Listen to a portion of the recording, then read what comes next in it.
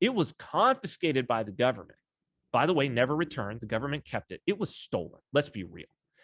By Roger Vere's own standards, it was the government that was in the wrong.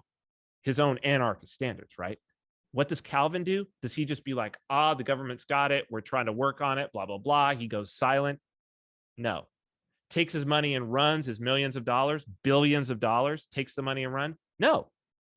Makes every single person whole. Every single person got their money out of his personal money. Now, fast forward. Roger Ver is a major investor in a gambling site called CoinFlex. He's promoted it.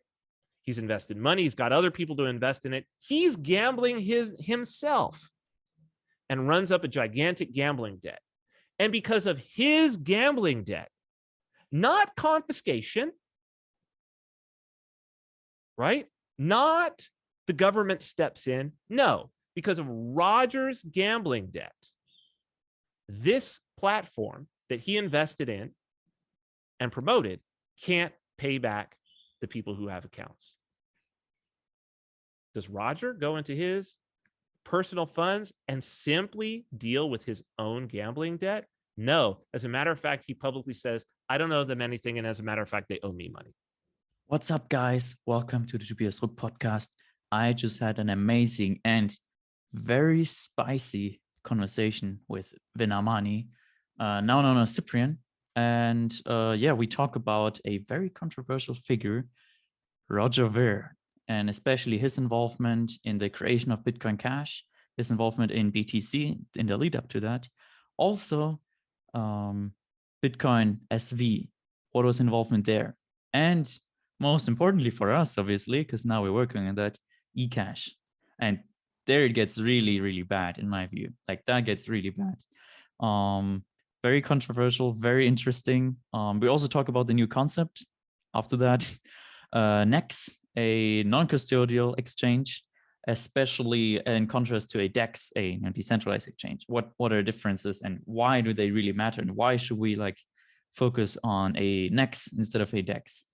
Vin and I and others, Amri Sechet, and also the Thorsten Polleit, the president of the Mises Institute Germany, talking about CDBCs. We'll be at the Prague, the Electronic Cash Conference in Prague from the 26th to the 28th of August. It's going to be really, really good. And if you can't make it, we got online tickets, because if you have travel or something, we got online tickets. We reconstruct the venue online, so you can have your own avatar, interact with the other participants. You can jump on a couch or something, and just start video chatting right away. And I think this is really what these kinds of conferences are about. It's about learning, from the speakers and everything. But it's also, most importantly, I think, about interacting. You see a speech by someone, and then afterwards you're like, oh, what do you think about that? What do you think about this? I think that's the most important aspect of that. We'll have really, really interesting talks, very novel kinds of views and perspectives. I really recommend it. Also, you get 21% off if you use the promo code RUCK, R-U-C-K, in reference to the 21 million Bitcoin, I guess, or 21 trillion eCash now. Link is in the description, 2022.be.cash, and have fun.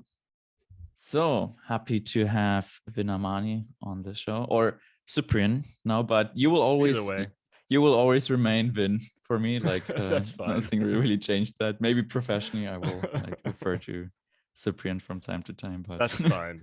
That's fine. Yes. So let's my wife, by the way, says that you're our son, for everybody to know. Oh.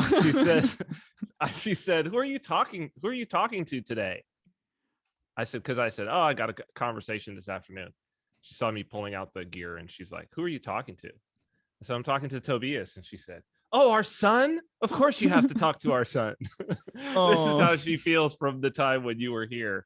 So you have a very, very special place in the heart of myself and my whole family. So Yeah. So I I can be Vin appreciate to you. that. That's perfectly fine. I really appreciate that. Yeah. And I feel very like she's always been very warm to me, and I really, yeah, I do really appreciate it. All right, let's jump right in. So I had a little like maybe 3 tweet exchange with one BCH guy on Twitter, and he was like from the whole smart BCH quote unquote fiasco. Like people aren't really like, oh, it's not that bad, but in my view, it's really bad. And people are also like, oh, like it's a permissionless network, anyone can do anything. And then I said like, no, like Roger Ver like pushed this, like he told me specifically to build on that thing. And yeah, and I think people aren't aware like what kind of damage this actually causes. Like we can say it's a permissionless network, people can do whatever they want, but there's a difference between that and then actively pushing something as a thought leader. It's hard to quantify the damage though, right? Like I think that's the big problem especially for those of us in a field that is, engineering based, and we can always fall to the technology, right? And like what I just find interesting is the pattern, right? That's what we were talking about before we started, is like, for me, I'm never, what I'm always looking for is I'm looking for a pattern of behavior, because like I always say, and whether people fall as far on this side as me, I think that we could argue about where the spectrum is, but I always say Bitcoin is not a software project. Like Bitcoin is a social project. And into that, I also weave economics, because we're going to talk from the Austrian side, right? Human action, economics is a social issue, right? So it's a social project that leverages software, but it's doing things that have been done for thousands of years before software was a thing, So ultimately, it's not about the silicon, it's about the carbon. That's where the value comes from.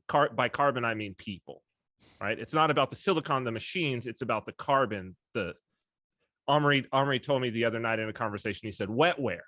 We just got to start calling it wetware, right? And I was like, oh, this is very cyberpunk, William Gibson 1980s, right? Like totally. Hardware, software, wetware. Yeah, hardware, software, wetware. And the wetware piece of this, the pattern that I notice is every time there's something that happens that's clearly bad on the wetware front, the apologists jump immediately to the software and hardware, and they don't want to talk about the wetware. They want to imagine that it has absolutely no effect, as though the things that take place within a given chain, within the software, within the hardware, are not choices made by human beings, which is an absolutely crazy thing to say if you know anything about the history of Bitcoin, right? Like at the end of the day, all the forks, all the schisms, all the everything is choices, sometimes completely insane choices, made by human beings who have gained some amount of influence, power, whatever you want to say it is, right? So one of the things that has kept me oriented toward, in particular, Omri, Sachet, right, and Bitcoin ABC, one of the things that has kept me oriented toward them is their recognition of the fact that there are bad decisions and good decisions, and those are made by human beings. And that certain human beings in this space are prone to make bad decisions over and over and over again. And sometimes, and I think Roger Ver is one of these people. It took me a long time to actually realize this, right? He was one of the people that I think I pegged wrong for a long time. And I think one of the reasons why I pegged him wrong was my own, like, because he was warm towards me, right? He supported the things that I did. He spoke publicly often in a very positive way toward me, right? Taking his sort of social cred and pushing it on me. I mean, I guess I could still consider him a friend, even though there's been some, that shifted very much in 2020. And he said some things where I was like, what is this? Right. But even then, things were kind of patched up and whatnot. And so Rogers, I think that we can talk about this pattern, right? How do we start to quantify the damage that bad decisions can make?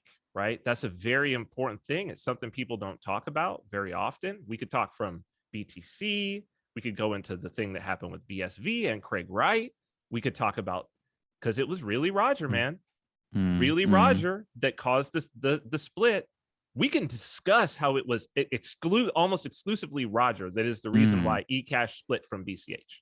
Because we were on the forefront of that, and we might even, like, BSV might be even the same story, right? Like, because there was a lot of involvement on that front. And maybe it's hard to tell for BTC because I haven't been like, I actually have been exposed to the whole big block debate after the BCH fork. Like, I was someone who joined later. And it actually was Roger who introduced me to Bitcoin Cash and the whole like big block view. Absolutely. And I told him, like, thank you for like doing that and for evangelizing in that way, because I would have like not been on Bitcoin like at all. Like, I probably would have viewed it as like an interesting thing that's too expensive to use, but that kind of thing. But let's do you have any insight on the BTC? And I do from there. But before we do this, I think it's important, because we're going to talk about an individual here, right? And that's always very dangerous. Like, it's dangerous from the standpoint of, let's say, our own mindset, and it's dangerous from the standpoint of like what we bring upon ourselves to do that. So I want to say, like, again, Roger has been very kind to me in a lot of ways. Okay. And I think that it's been a reciprocal relationship with me toward Roger. I'm not trying to tear the man down. He's clearly, if we look at the history of Bitcoin, for better or worse, he's had an outsized impact. There are very few people in this space who have had more of an impact.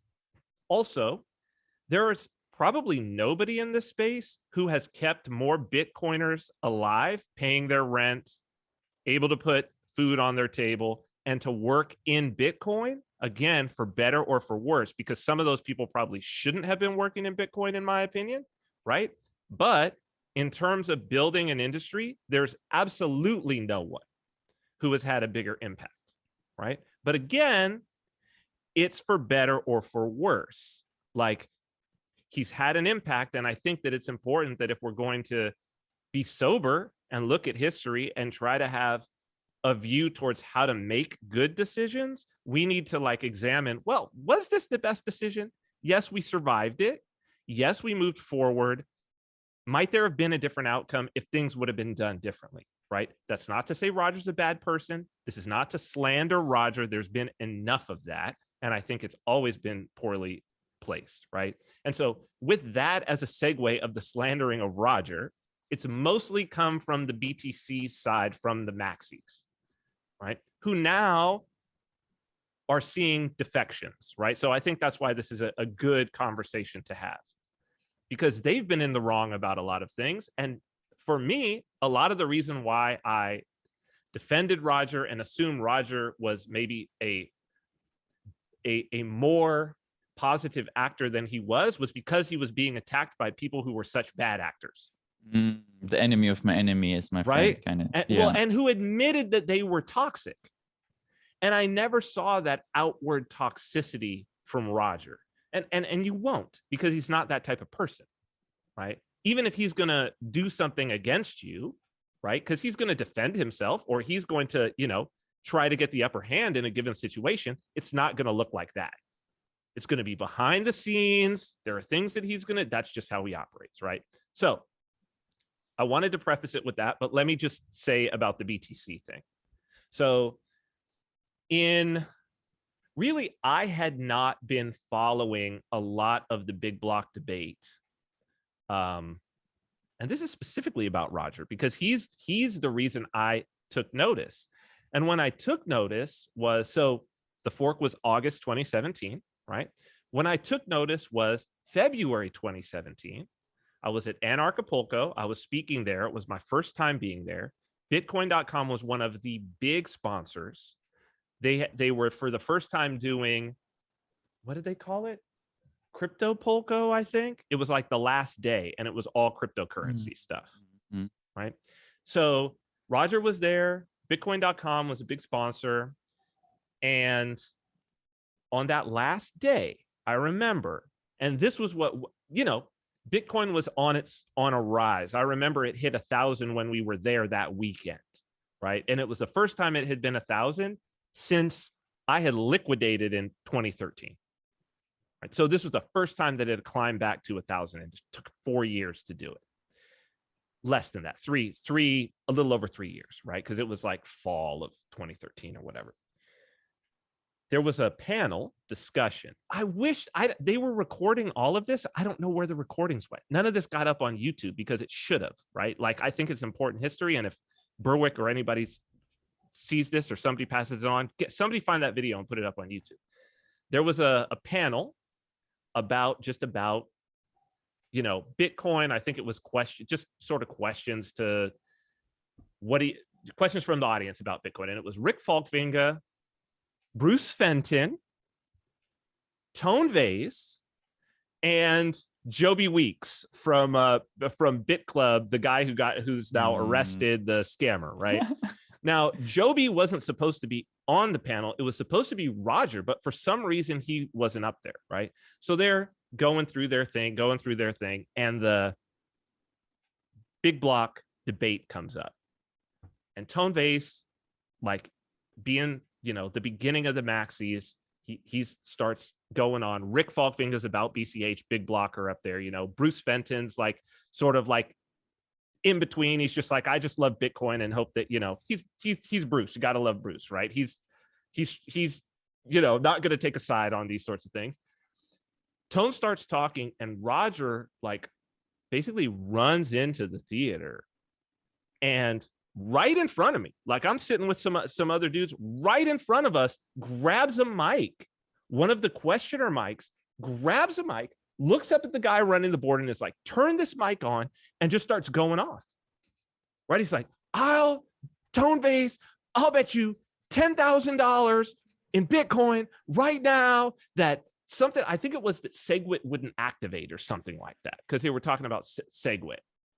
And just called Tone, and Tone Vase is like, well, I don't do that because I would never spend my Bitcoin, so I would never like bet it. And he's like, so what? 5,000. He's like 2,000. 1,000. What are you, and I know that throughout that whole time, the two of them had been going at, because there was like a whole podcaster area and everything like that.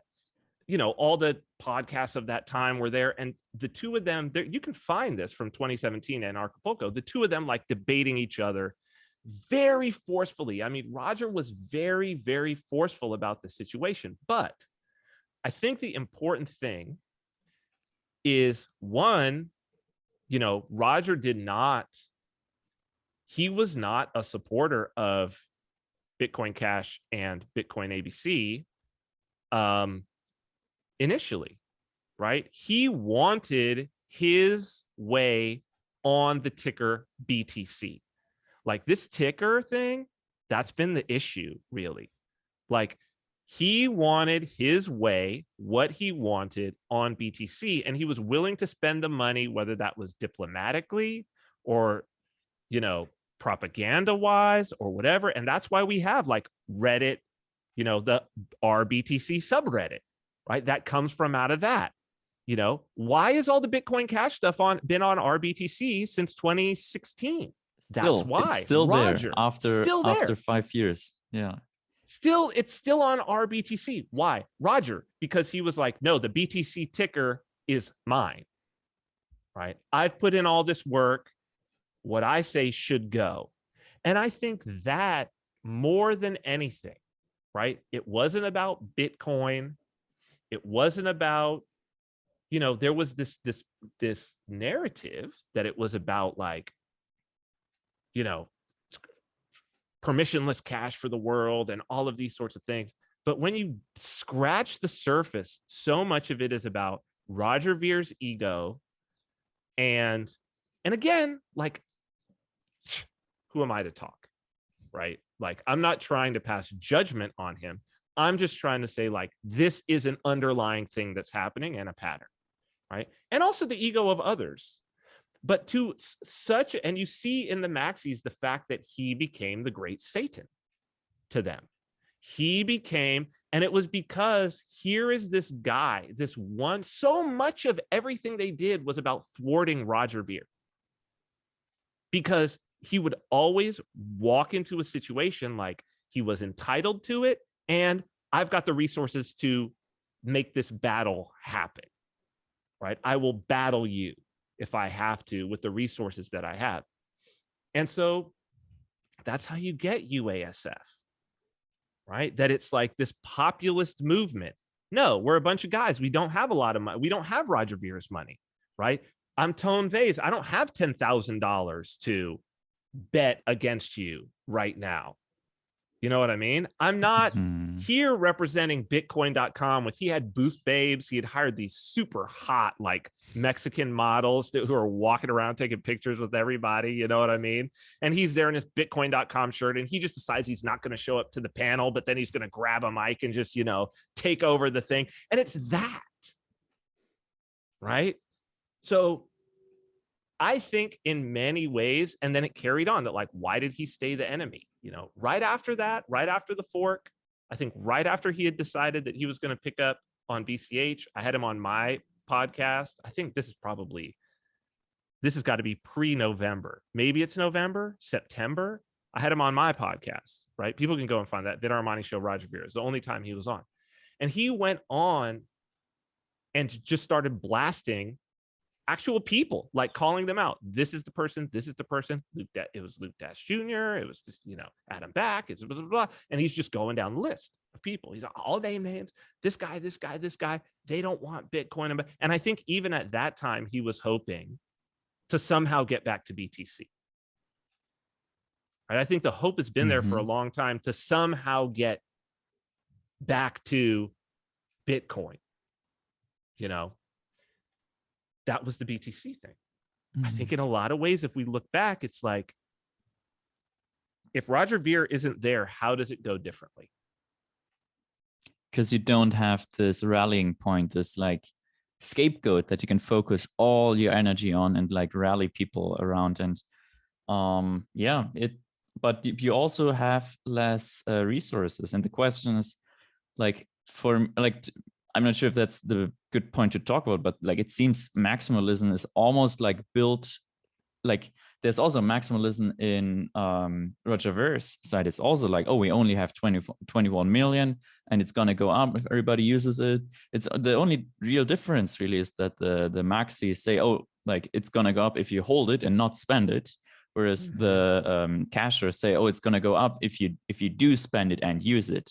And I think, and that's a different conversation, but it seems like this conflict, there's a lot where like you have, like, it's almost inevitable that you have the hodler side be like, because it kind of makes more sense, right? It's like, oh no, like we just accept that this is all a everybody just puts in money and the number goes up, and greater fool.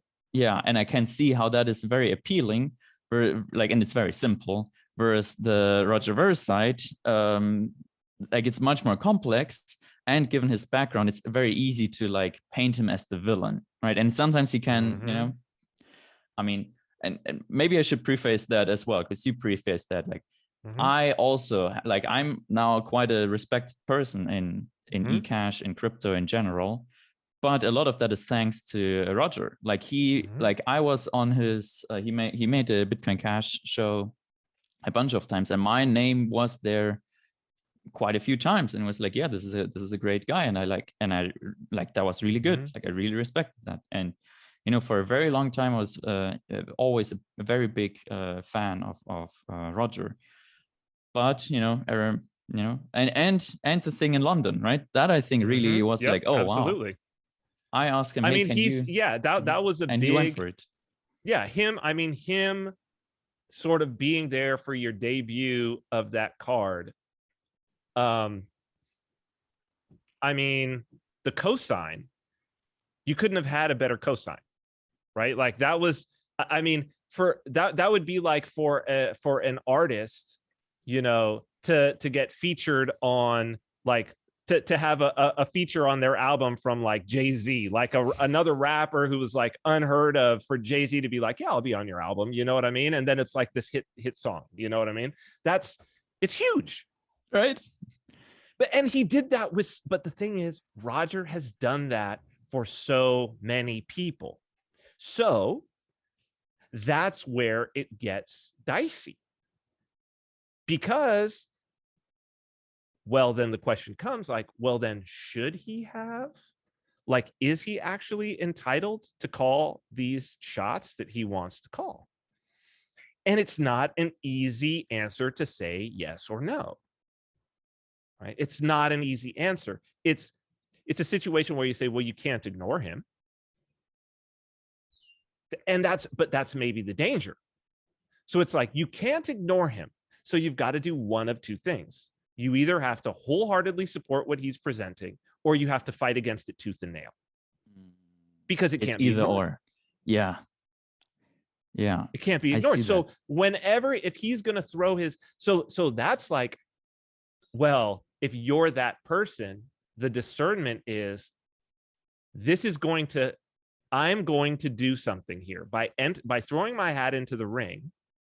I'm going to create like a much stronger opposition to something where people might not be opposed, right?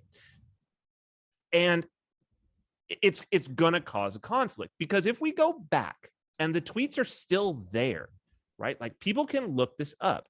Adam Back himself, there's a series of tweets between him and Gavin Andreessen where he says, okay, how about this, Gavin? We raise, now mind you, Adam Back is the CEO of Blockstream, and Blockstream is the main reason that UASF happened. They're the ones who put the money and the effort and the propaganda behind it to make the whole SegWit UASF thing. That he's like, how about this, Gavin?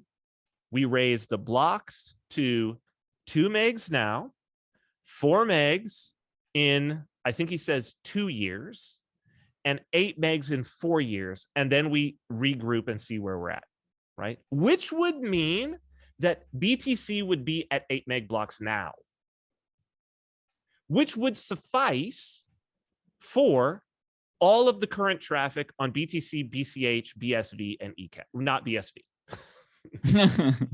Right? Because they're faking, they're doing something. BSV wouldn't exist, and BCH would have never had to exist, right? Yeah, but why did it not happen? Because Roger, this is what I'm talking about the animosity. It became a situation where that reasonable position from Adam Back, who could have made that happen, right? That reasonable position was abandoned because it sounded too close to what Roger Ver was suggesting.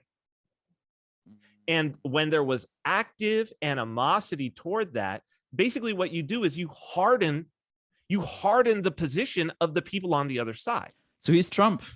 He's the same archetype. He's Trump. That's exactly right. Because like you see that on Twitter all the time. It's like, oh, like this seems like they always bring it up. Oh, you Trump supporters. Like what like why do you group me in that? And many people are like, the Michael Malice talks about that all the time. It's like it's just incomprehensible. Anything that's not their position is not the same as well, they call so, those the term for that is polarizing. It's a person who takes people are grouped around, usually they're grouped somewhere around the middle, but enter a polarizing figure and everybody splits off to the extremes, right? That's what happens. Like, Roger Ver is a polarizing figure. Trump is a polarizing figure, right? So when you see that, you know, you can go through all of the forks, right? So you could go BTC. So that's talking about it in terms of BTC, right? We can see it in the BSV BCH split as well, right? Because you remember that the crescendo of that, and people can go and see, you know, just Google Roger Ver, maybe I was fooled or maybe I was tricked, right? And it's going to pull up the video where he reads. I had called him out like 2 days before that for not saying anything, but he was doing all kind of stuff in the background clearly, because he's reading an email from Craig Wright, a screed, where Craig is cursing at him and calling him all these things and saying, I will make it so that no coin can trade for 2 years, no trades, we'll double spend exchanges, all this type of stuff, right? To Roger. You know, he's personally furious at Roger, right? So much of it is a personal attack, and it becomes, the hash war becomes a war basically against Roger. And then the lawsuit that comes after, right? It's Roger and Jihan. But Craig doesn't have a relationship with Jihan. You know, like Jihan's around, but Craig doesn't have a relationship with Jihan. Craig had a relationship with Roger, right? He had a relationship with Roger. And it became, you know, and Roger defended him a lot, like He did. publicly and explicitly, right? Like someone was talking about it, and like 10 minutes later, Roger was like, "Oh, I just want to remind you that they are calling Craig Wright a fraud or something." And I, you know, like you can say what you want, like that's kind of the thing Roger was doing. And now in retrospect, now that Craig revealed his true colors, like it seems like he should not have done that. Well, and the question becomes, what was Roger's motivation in that, right? And like, I can't know, you know, I can't know that, but I think I'm a relatively good judge of character, right? I think so. And there were some things in Hong Kong at the what was it called? BCom conference. It was the first thing that CoinGeek put on, the first CoinGeek conference that they put on. It was Hong Kong in April 2018, the infamous yacht party convention, right?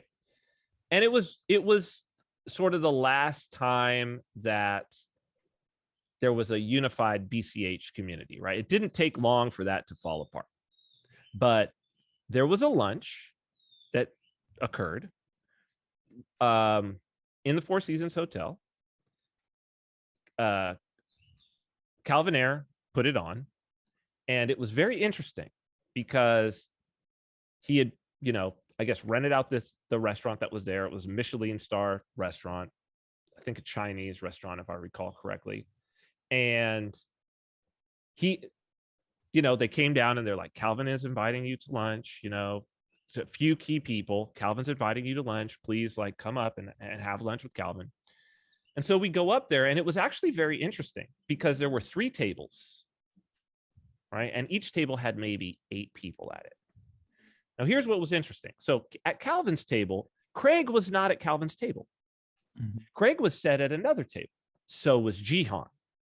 So there was a table where Jihan was there. There was a table where Craig was there.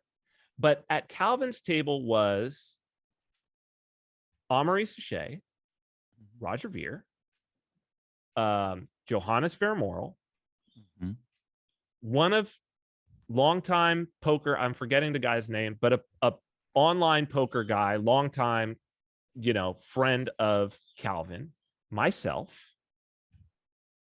That may have been it. There may have been one more person at the table. But you know, the seats were like he had the assigned seats or whatever, and it was like Amaury, Johannes, Roger, me, this dude, and Calvin. And that was the entire conversation, because I don't even remember if there was other people. I don't remember them being involved in the conversation. Oh, and you weren't on that table? Oh, yeah. And what was very interesting to me was like to see the power dynamic that was playing out there, right? Like in Calvin's mind, clearly these are the people that matter. Into like Craig, I already got. Jihan, not gonna. There's nothing there. Jihan's an enemy, right? He's an enemy. It was like it very much felt like a keep your enemies close sort of situation, right? And he had his other poker buddy. And it was interesting that like the first thing that came up was about poker and asking if we all played it. Like maybe we should do like a little poker tournament or something. Do you play poker? Do you play poker? Do you play poker? Right? I found it very interesting that this was the question, right? Oh, do you? And Roger's like, oh yeah, let's do poker, right? Because Roger's a gambler. And so, and I don't play poker. I lived in Vegas. I don't play poker, right? So, but I found that those 2 or 3 days, you know, Roger, I could see, you know, that Roger saw Calvin's money as like a tool, an obvious tool. Like it's here, you wouldn't want to lose this, right? He could appreciate it, the capital, the resources, like this will enable us to attack BTC. But Craig is just like, well, if you want Calvin's money, you gotta play the Craig is Satoshi game. Right. This is very, very much what I saw at that time. And, you know, I think what it ultimately came down to was what Roger saw was he was being played. Like it was poker. You know, they were just they were clearing people off of the table. So another part of that, you know, Johannes ended up working for them, right? The Terab, right? So they bought him. And what was a very funny thing was that the first night we were there and sat down, it was myself, my business partner, Jeff Paul. We sat down at the table. Everybody was having dinner, like all the presenters and stuff like that was having dinner. And that was the first time that I had interacted in person with Omri and Johannes. And it was just the 4 of us talking the whole night. Right. And one of the things that Johannes said was, because we had just gotten our venture capital, he was like, you shouldn't take any investment, shouldn't take any VC. You should just build your company from scratch. That's how I built my company and all of this. Very funny that he ended up taking Calvin's money. Right. And they had asked us with Cointext, give us a number so we could take it to the board. Right. You referenced that on Twitter. Yeah. Yeah. Oh, yeah. You're salty. Like BSV guys are always like, oh, you're salty. Calvin didn't give you any money. Oh no. They didn't know when we showed up that we had already taken our investment. And I think that part of that was they were trying to see if we would come on board. Right. Like they were like, okay, well, and likely it was because I had a bit of an audience.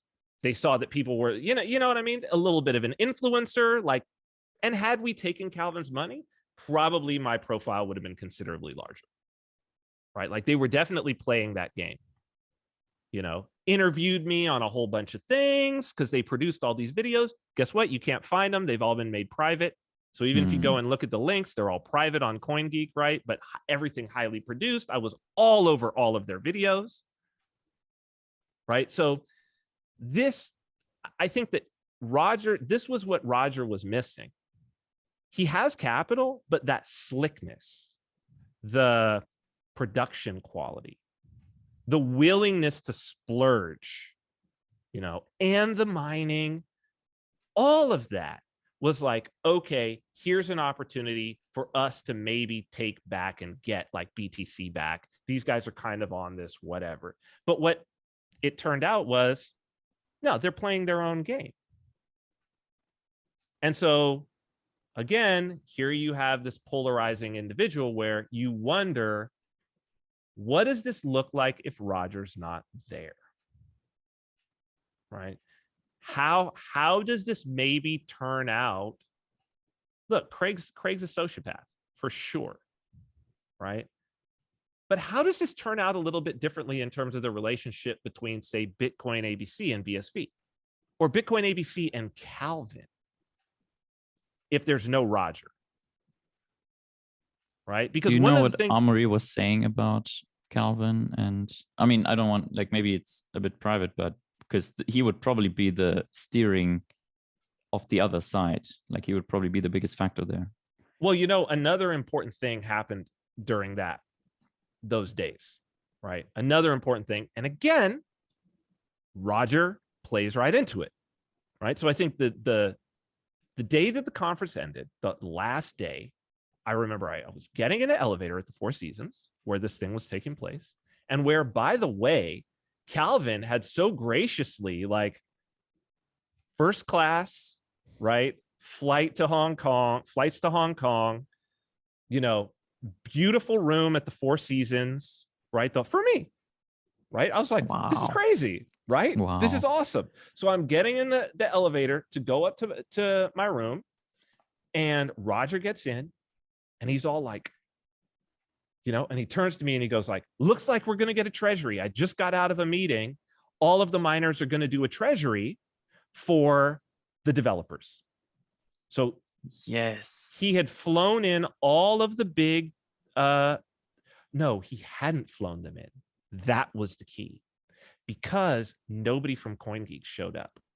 Jihan had arranged it himself with the other miners because they're all Chinese.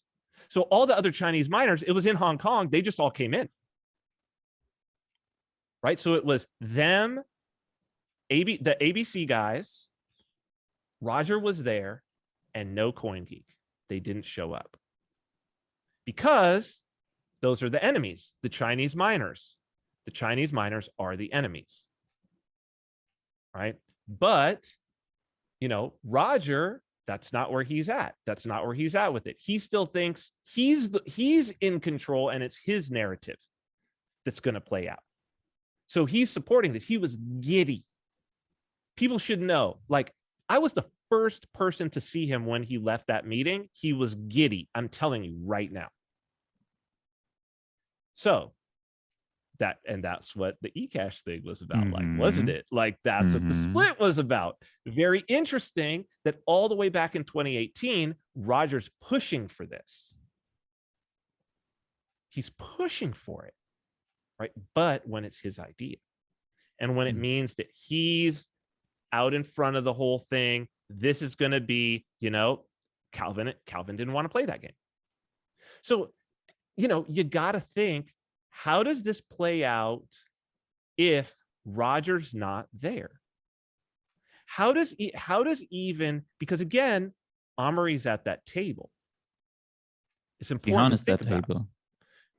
Yes, Johannes is at that table. Amory's at the guy who wrote the original article, right? They all were there. He was, well, no, I'm talking about the table with Calvin at lunch. Oh, right? Those guys, yeah, Zhang's War and all of those guys were all there, right?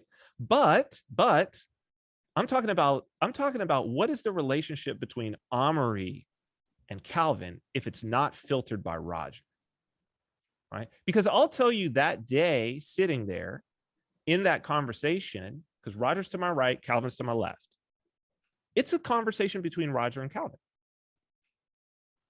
I mean, yeah, Amory's talking, Johannes is talking, I'm talking, but it's really a conversation between these two guys. And a lot of it is like a dominance play, right? Like, who's the alpha at, yes, it's Calvin's table, but who's the alpha, right?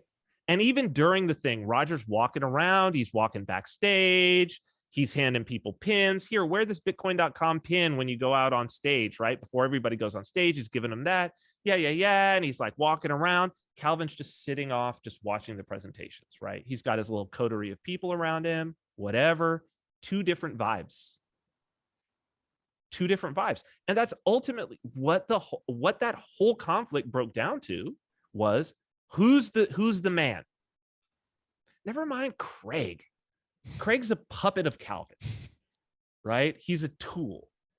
But it's like, how does this look different if either Roger isn't there or if Roger is playing this in a different way?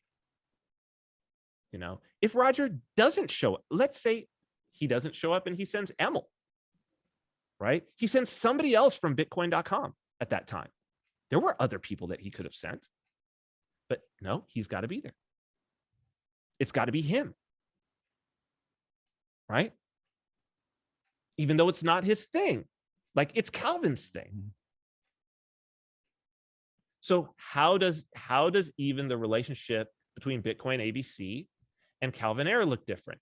Because what did Bitcoin ABC need? What have they always needed? What was the whole thing about the treasury about? We got to get paid.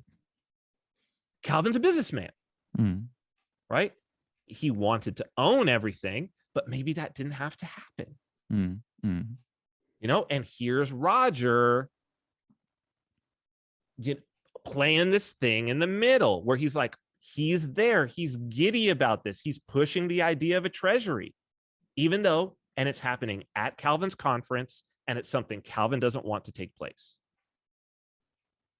Right? And Omri's there. Why wouldn't she be? Roger's there. Right? And I know, you know, Omri doesn't feel great about Craig, but like, how is that relationship different? Right? And this gets to do all these bust ups.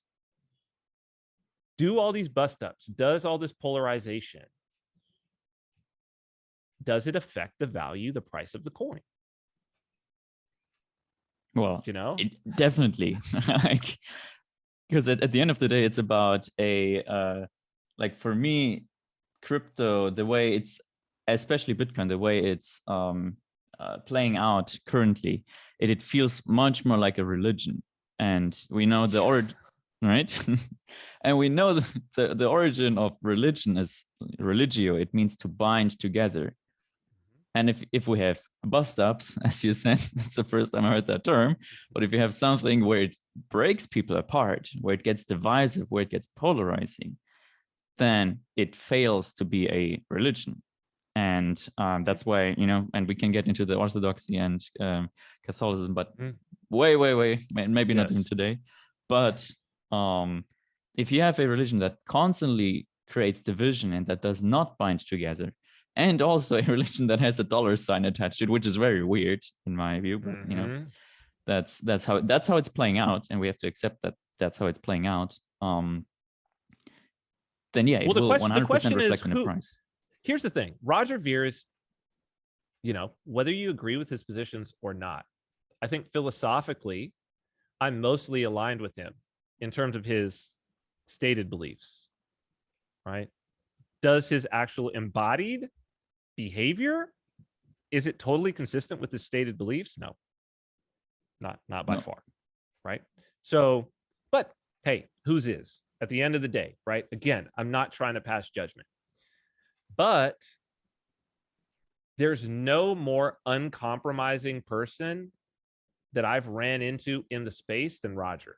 Like, for everything that people say about maxis being toxic and uncompromising, no one is more uncompromising than Roger. And I say this on like a personal level of things that I have tried to speak with him about particular decisions that led to some of the things like CoinFlex, like the SmartBCH, right? I mean, one in particular was when he figured out that you could use, because this goes directly to CoinFlex, that you could do SLP tokens and you could pay out dividends to individual coin holders, because you knew what addresses they were in and you knew the total supply, so you knew what percentage they had and you could pay out those dividends to them, right? Which is exactly what the model of the Flex USD was when it started, and the reason why he involved himself with CoinFlex. It was an SLP token,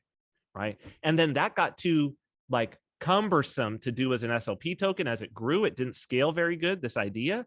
So that was the whole reason why he was interested in SmartBCH, was because it was easier to do that sort of payout on an EVM because Ethereum virtual machine, because all you do is you do what's called rebasing. You just increase the value in the, in the database, right? So each one of them has a little database. You don't have to actually send out UTXOs. You can just do one automated thing that at the end of the day, it just goes and you send a transaction, rebase, and it does it all in one transaction, right? But when that started, this one I know because I was contracting with Bitcoin.com. I was building their payment servers. And it was me and Joey King. And I think Joey King is the one building CashTab right now, right? Yes. No, absolutely. Right. Like I interact with him all the time. He's asking me about Chronic and yeah. So he will tell you it was him and me. It was the thing that I was building. And then he built the dividend thing. And when I talked to Roger about this, so he built like the dividend kind of front end and logic layer on the website. And it had to interact with the payment server to build out the thing that Roger had, right? And Roger massively promoted this. He was very interested in it. And I told him, like, Roger, from the beginning, I said, Roger, you're going to need to not present this as dividend. You're going to need to be very careful because that's going to be an unregistered security. Like, you're really, really getting close here to kicking the gorilla in the nuts. As Craig writes, this is Craig's specific criticism of Roger, calling it anarchist, and they want to kick the gorilla in the nuts. And part of the reason for them going so far into like statist coin was a reaction to Roger. Yes. Think about it. That makes sense. Think about it. I never thought about that. Yeah. Because Roger is the anarchist. He's doing everything to go. And this is just an example that, like, okay, imagine you're Calvin Ayre, right? Calvin was 10 most wanted of the U.S. Marshals at a period of time. People don't know this. He was on the 10 most wanted list because of his stuff with Bodog, the poker site. He had like tens or hundreds of millions of dollars confiscated by the U.S. government. They had him for a violation of the Wire Act, the gambling act. Wow. He was in the you can go look up Calvin Ayre, U.S. Marshal most wanted. He had a wanted poster, top 10. You go to the Marshal's website, they have the top 10 most wanted loose criminals. Calvin Ayre was right there. Right? He ended up settling with them. There was a whole situation where, like, one of the reasons he's highly respected was all of the people whose money had been confiscated, which is so interesting, the CoinFlex situation right now, because the parallels between Roger and Calvin, right? Calvin was involved with the business. That was an online gambling business, which is what CoinFlex is, okay? But it was a poker business that he had built. The federal government, U.S. federal government, confiscated all their money, put him on the 10 most wanted list, and there were all these people who had their money confiscated who were on the platform.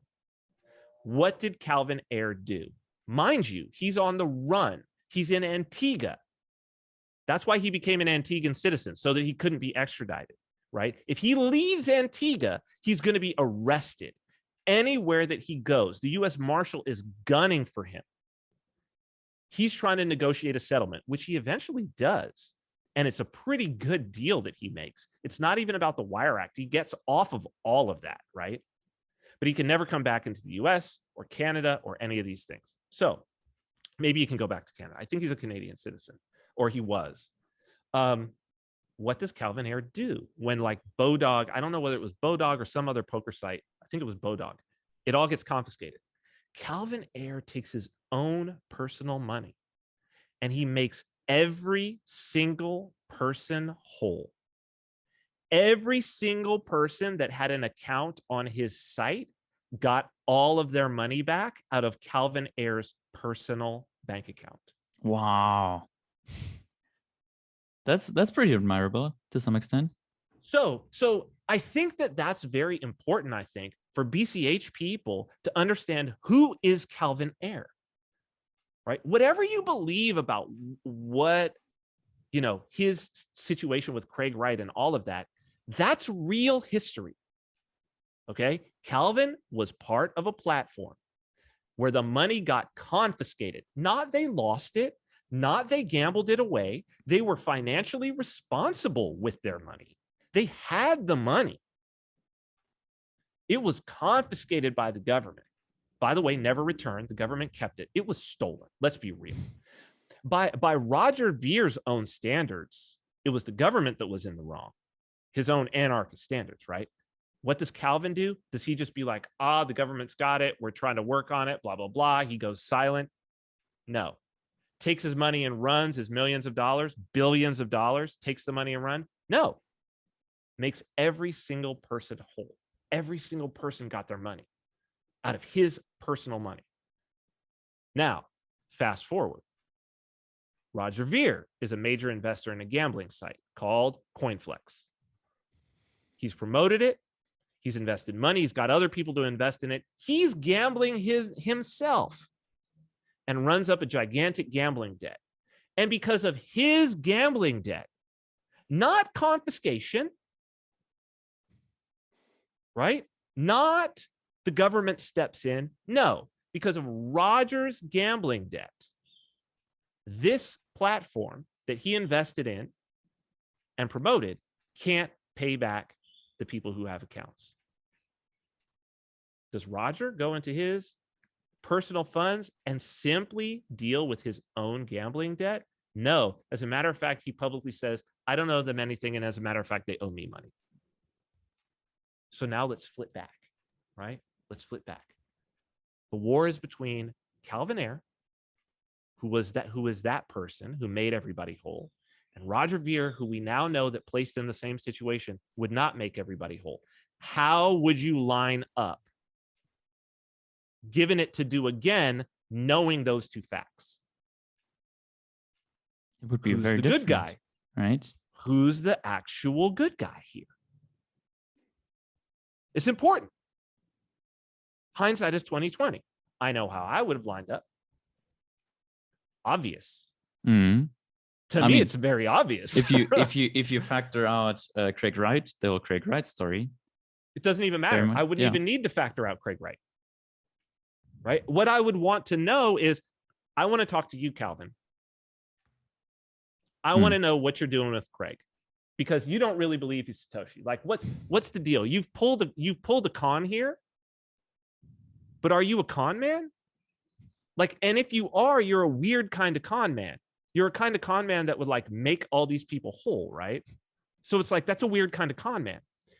And he is a weird kind of con man, because you know what he hasn't done with BSV? He hasn't done a rug pull. He's continued mining at a loss. It's still alive. There's still, everything is still going, right? There's still projects. There's still. He really believes in it. I think they recently launched a stablecoin or something on there, right? He really believes. He is wrong, or is he? Right? It starts to make you wonder, like, what's valuable? Right? What's really valuable? Because, you know, the thing about Calvin and his relationship with the government is, and Craig said it, because so often what comes out of Craig's mouth, you know, it's things that Calvin has told him, because Craig's not a very bright or articulate person. Let's be real, right? He's very good at lying because he has no conscience, and he's entertaining in that regard. He makes, and he's good at crypto babble. Yes, he's a great liar, right? Like he's a practiced liar. He's like a pathological liar. And pathological liars are good at babbling. They're good at finding, because since they're liars, since they're deceivers, they're constantly looking for, you don't have to be intelligent to just look for things that you know other people wouldn't understand to repeat those words. Look for obscure things that people don't know and then repeat that to them. And then find the people. You're very good at finding the people who you say that and they're like, oh, and you're like, gotcha. And I actually fell for that for a certain period, because some of the things were coherent and some of the things are like, oh, I never thought about that way. And it kind of makes you think, and you like try to puzzle things together, but it takes you a while to realize, oh no, this guy is just lying. And for me, Mhm. it's very hard to put myself on the shoes of someone who is a pathological liar, it's very hard for me to relate to that. That's important. That's important because that's how sociopaths and psychopaths are able to survive. Because most of us, well, they say they're like between 1% and 3% of the population. Psychopaths, like born psychopaths. Sociopaths is something a little bit different, right? And what's funny now is that, and I'm not going to say it because it's controversial. I'm not even going to say it. We're doing good so far. I'm not going to be provocative. But that's the most difficult thing, is that if you're not a psychopath or a sociopath, you cannot, and it's the paradox, because what defines a sociopath or a psychopath is a lack of empathy, which means a lack of the ability to put yourself in somebody else's shoes. So think about this. Think about the logic behind it. If you are somebody who has empathy, you can't put yourself in the shoes of somebody who doesn't have empathy, because in so putting yourself in their shoes, you already have empathy. Yeah. You understand That what I'm makes sense. saying? Yeah. So it's like, it's a logical contradiction. Yeah. It's a logical contradiction. So it's like, of course you can. And that's how they get by, because you always assume, see, you can't imagine what it's like to not have empathy. Because to imagine what it's like to not have empathy requires empathy. So it's already, you can't do it. It's impossible to do, right? It negates itself. And that's how they get by. That's how they get by. And so I think that's what would have been different in that whole conflict. What would have been, and I speak for myself, right? Because part of the reason why I was so, well, I'll give you I'll tell you something else that's interesting, right? You know, I said that it was actually Jimmy, right? But Enchain had asked us for a number. They had said, give us a number and we'll take it to the board, right? Give us a number and we'll take it to the board. We had a feeling that the number we would give them in order to invest in our company, that they would have said yes, right? And that we would have had to sell our company to them. Now, here's what's interesting. The very first night that we went live with Cointext, I got I forget who was the person who did, but I got a DM like, hey, I'm here in Tokyo in the Bitcoin.com office with Roger. He wants to talk to you. Very first night we went live. And I'm like, oh, okay. Yeah, have him call me. Here. Okay. So boom, like within minutes, here's a call from Roger. So I'm on the phone with Roger. He's like, hey, yeah, saw what you're doing. Love it. Like, what's it going to take for you to be like, for this to be a Bitcoin.com thing? Mm-hmm. I'm like, well, you know, we hadn't even really thought about this or whatever. I'd have to talk to my partners, but like, let's talk about what that looks like. Right. I was like, let's talk about what that looks like.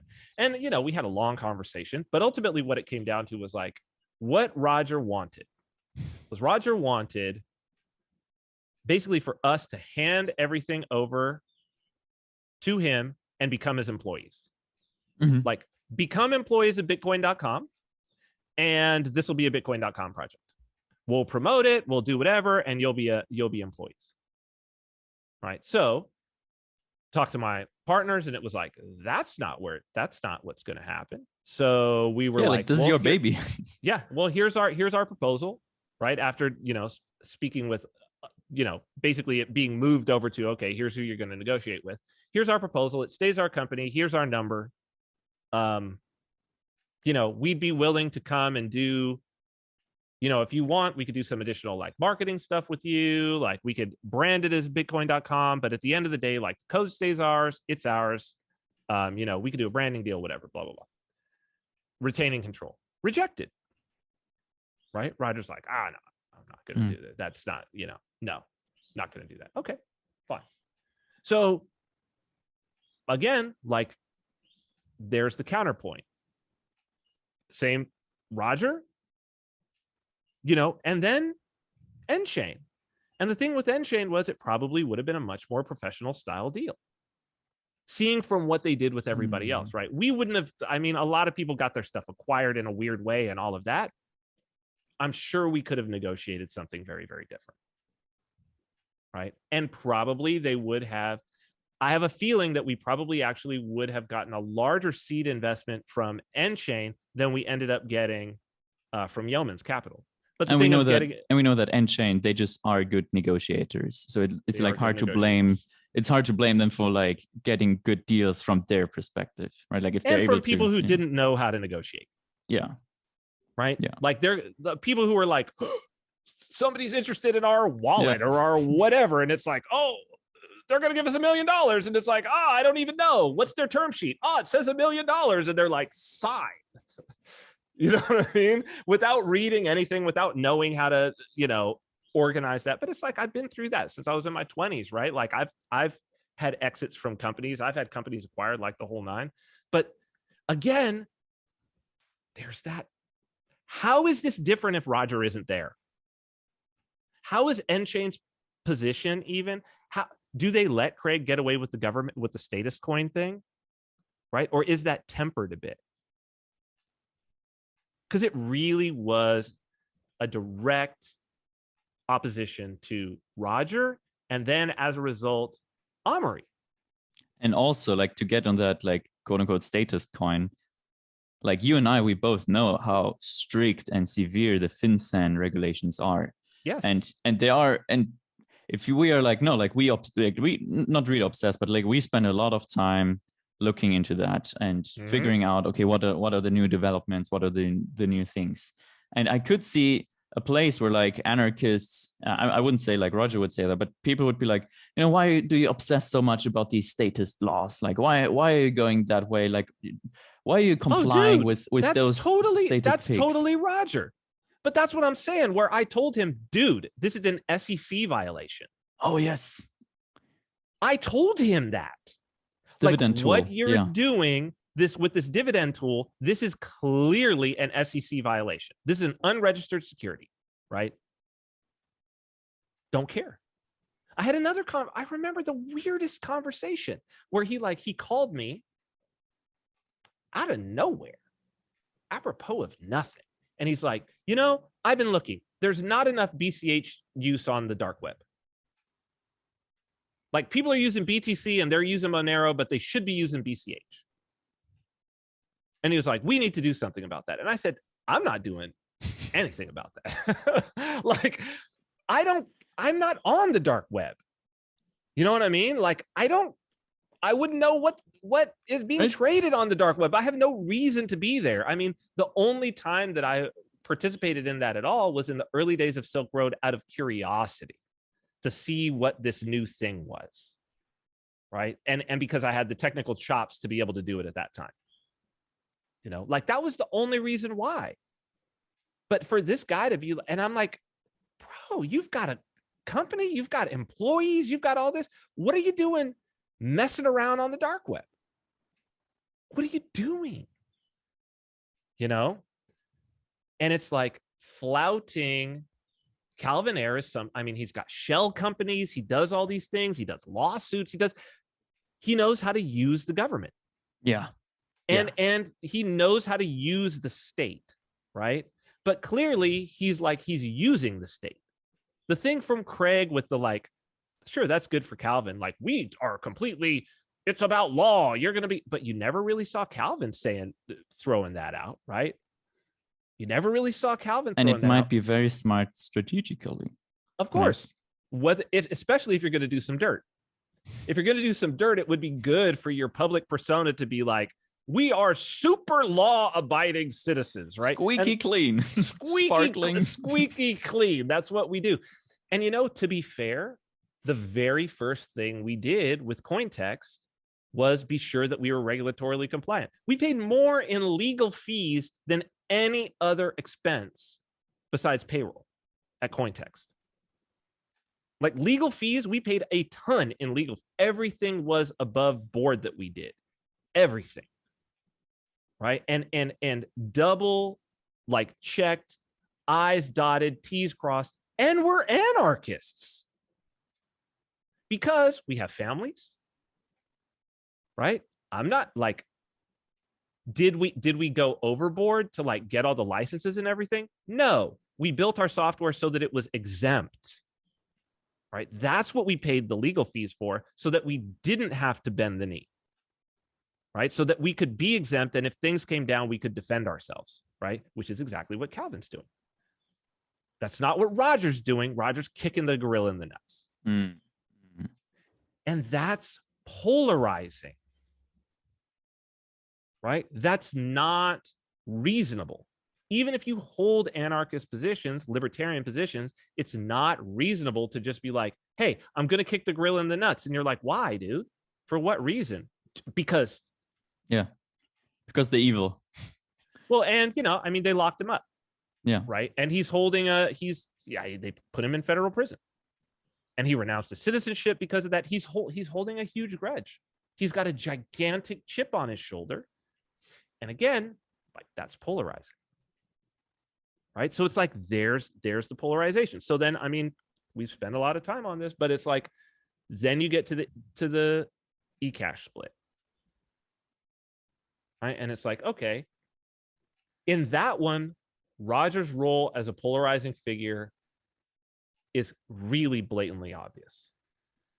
You know, in the lead up, all of the things, and like his idea that he deserves to call the shots. You know, on this one, I was heavily involved. Like I was heavily involved in the behind the scenes things that were going on during this time, heavily involved. And the first thing was this chain limit. And forget about the technicalities of, oh, we need to increase the chain limit. The only application that was having any problems was Satoshi Dice. Yes. That was it. And also memo.cash, but who cares? Who cares? Doesn't matter. Right? Doesn't matter. Like what mattered was Satoshi Dice, which Roger was secretly like Roger, Bitcoin.com ran Satoshi Dice. May still, may not. It may not be, you know, officially Bitcoin.com. They do have the Bitcoin.com casino, right? So they do run these casino games. Right? That's a part of that's a revenue stream for them. But Satoshi Dice, Roger's been running Satoshi Dice on BCH, right? So Roger steps in. ABC's got to increase this thing. Like, why does ABC got to increase this? Well, Satoshi Dice, right? That's the reason why, which is Roger's thing. So you've got to do it for me. Mm. And then it's like, well, this is going to cost a lot. It's going to be very difficult to do. Like, this can't just be done. And Roger's whole thing is, well, no, you should do it for the community. It needs to be done because Satoshi Dice, so basically like for free. So here's this guy with all this money. It needs to be done for free, right? And I mediated the call between Bitcoin.com and ABC. Like, it could be argued, and I think there are certain people, maybe Anthony Zagers might back me up on this, because I think it was actually him that said, it might be said that I'm the reason that it even got to 50. Like, it might be said that. Because there were two calls, in the initial calls, Roger left the first call and Amory left the second. Just said, I'm done. I'm done. They just started going, and it was like, I'm done, hang up. Right? And it wasn't until Stefan Rust, right, took over. Roger wasn't there. And I distinctly, I remember, because I was on the treadmill at the gym, and we got to the point where it's like, well, what would it take to get it to 50? It was 25. What would it take to get it to 50? Right? And what does Bitcoin.com have to pay? And they didn't want to pay. Right? It's like, you're the ones asking for this and you don't want to pay. And then Roger went on this whole thing where he was like, I've given ABC all this money, when he hadn't. I don't know if you remember that. He was trying to say, oh, I've paid ABC, I've given ABC. And Amory was like, you ain't given us squat. And he brought out these numbers and it was like, yeah, that wasn't to us, Roger. Well, I donated to the thing. And it's like, no, that went to everybody. Like, you've never given us anything, right? But these other miners had. And Roger's signing on to the thing about the treasury and then saying, no, I didn't. They just put my name. He's a liar. And I know he's a liar because he had stepped into that elevator with me in 2018 and was giddy about the same concept. So for him to say the same people signing a document a year later, because it was 2019, February. Yeah, we have to talk about that. That was Zhang Zhuo, right? Zhang Zhuo was the one who brought it up, but it was signed by Jihan Wu, signed by Roger. Who else signed it? Who's via BTC? Hypo Yang. Hypo Yang. Right. So it was signed by all those guys to say, let's do, and they were the ones who called it the IFP, the infrastructure funding plan or whatever, proposal, I think they called it at that time. It was signed by Roger. And I believe it was signed by Roger again, because he was at that meeting in 2018 and he walked into that elevator giddy. He was always about that proposal. He was always about it. But then he saw RBTC and all his people come out so much against it, and he flipped. He wasn't the only one. Ronald Fuchsball too.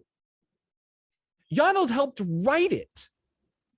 He helped write that proposal and then flipped into somebody who by the end was trash talking Armory and saying he was a thief who wanted to steal and all of these things. Right? Because, here's this public sentiment of the community, right? And for Roger, it became all about ego.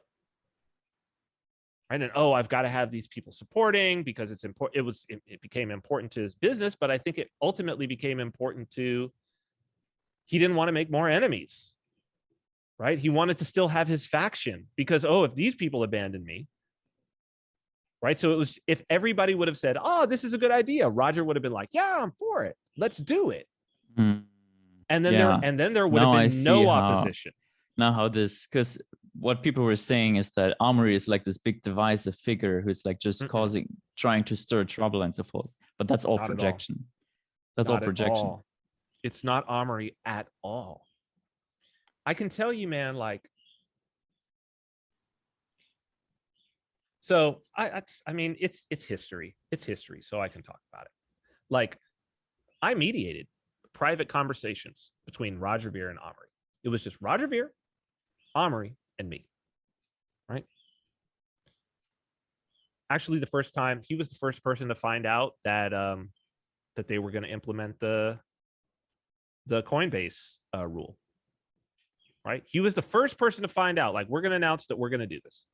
First person. Right? On a phone call with me. Right? And I was the one who reached out and was like, let's have a phone call with Armory. He's like, what is it about?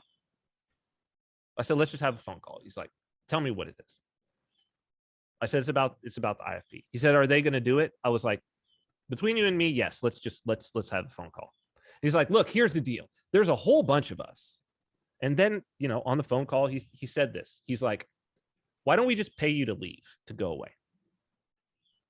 He said, I've got a whole bunch of people involved. There's a whole bunch of us. We're just willing to put funds together. Tell us what it will take for you to just walk away and never work on Bitcoin again. That was how he led that conversation. Wow.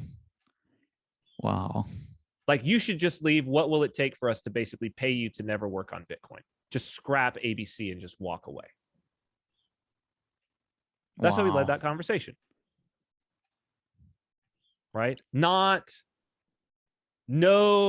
negotiation, no compromise, no nothing. And then he wanted to go on and talk about, I forget. Well, and imagine the lack of empathy. Like, for Amaury Séchet, and I know that because I talked to him personally. Like, for him, Bitcoin Cash is still his child. It's a child that rejected him. That's like, no, you are not my real father. But he still views it that way. He still is like, no, It's so sad what's happening there. I like, because I feel a little bit of like almost like revenge joy, because it's not really my, like, it's like, okay, I joined there and then they kicked me out and like, okay, whatever. Like it's like a former employee almost. But for Amaury, it's a very different perspective. But look at it like this. This is what I found at that moment. At that moment, I was like, the lack of self-awareness, because it's like this. So what you're saying is you will fund somebody to fork my software, and you will pay for that. You will pay for someone to fork my software and develop it. You will pay me to stop working on my software, but you wouldn't give a penny while we needed the money and we were operating the network this whole time. What an insult. What an insult. Right? It's like, wow, dude, seriously? Like at that point, you're a scumbag.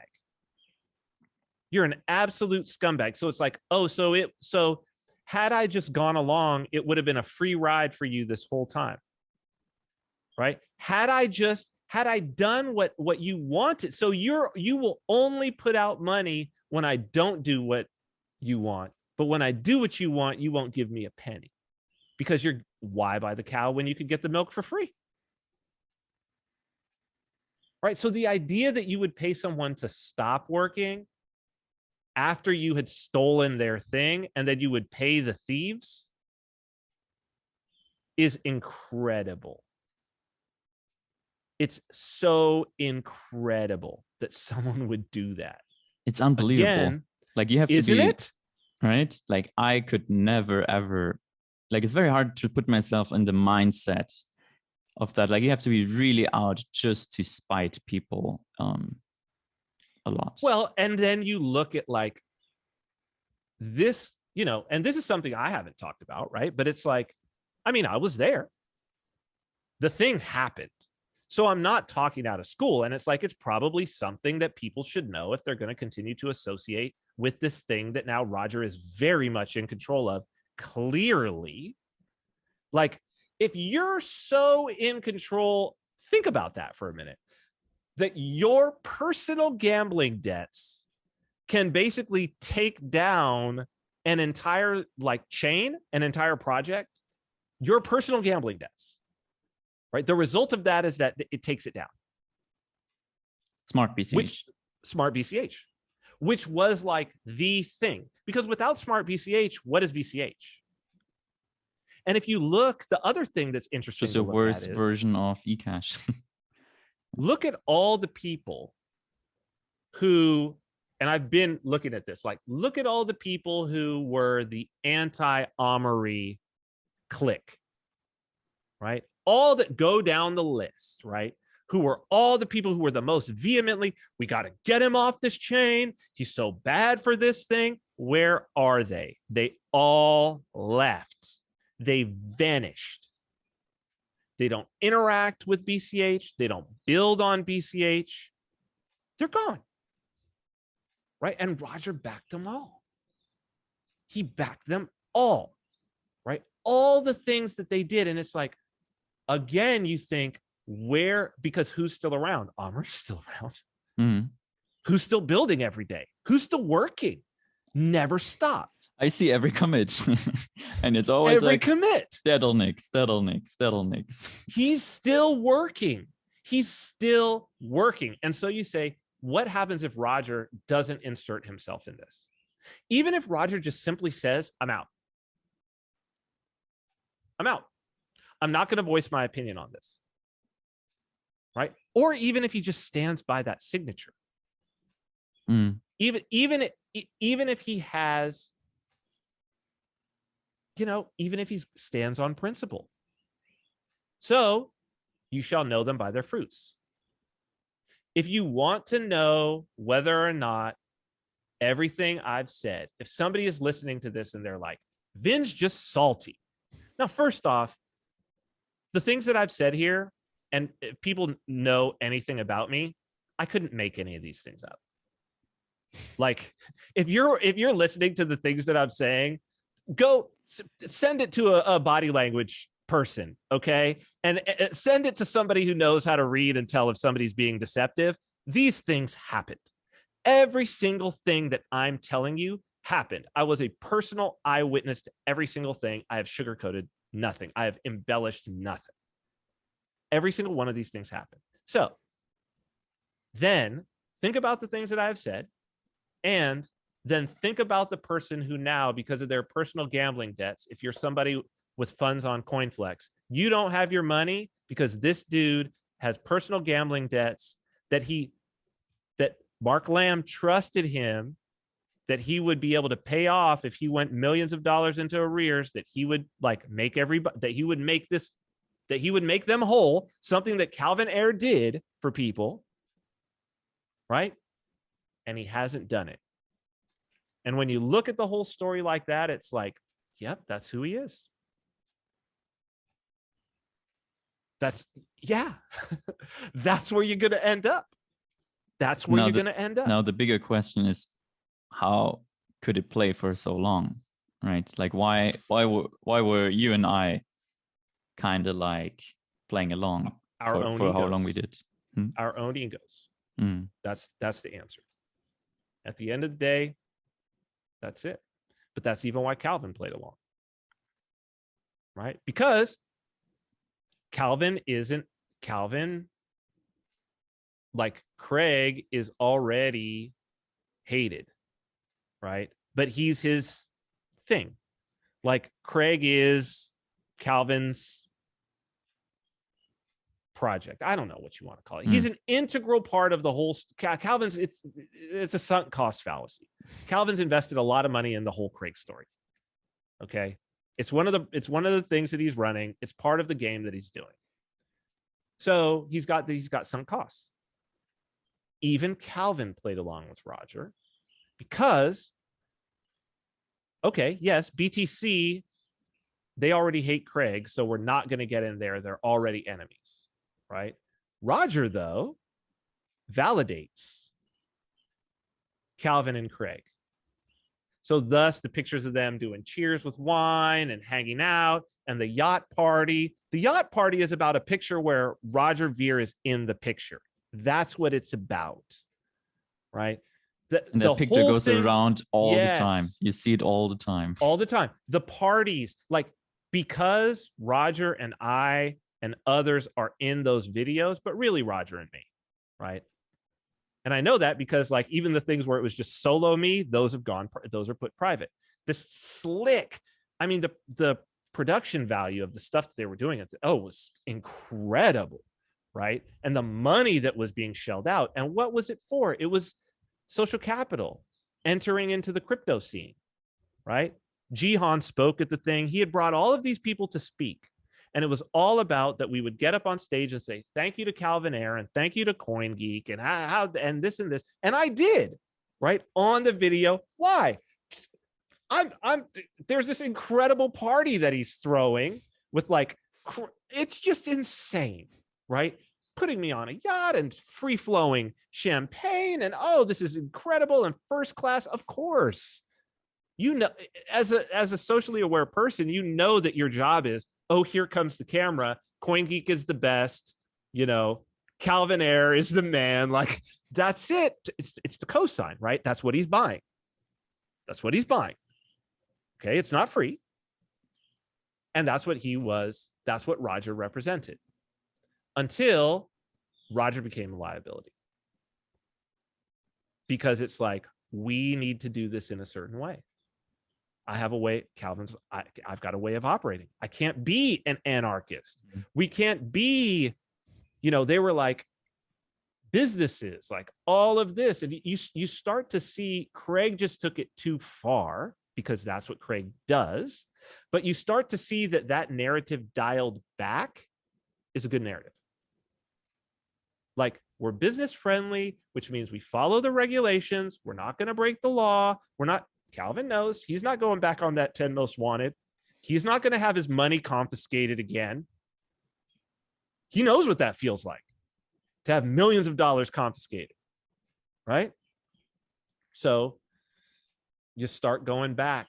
You go back to Blockstream, and it's like, oh man, Adam Back had suggested himself that we would be at 8 megs, but they're still at 1 meg.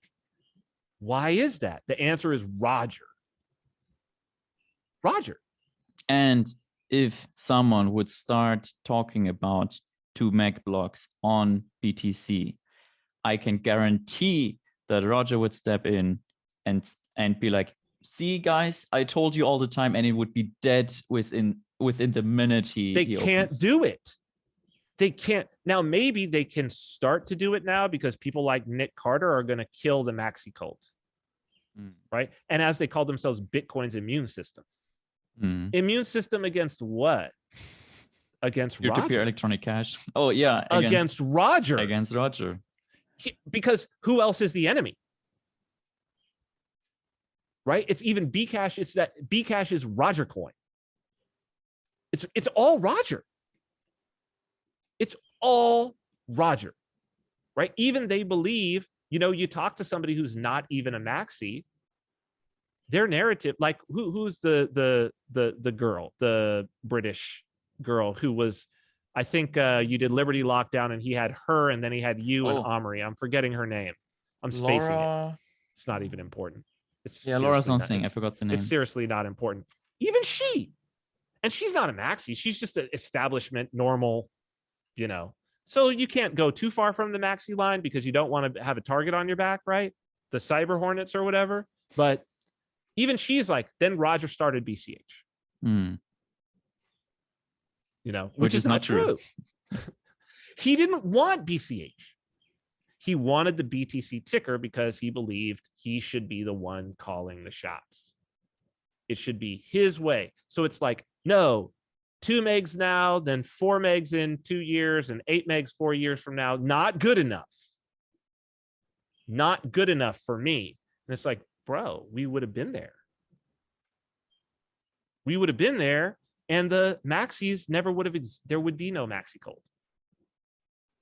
And it's just, even from that first experience, my first experience of Roger Ver in person is him running in to a panel that he missed.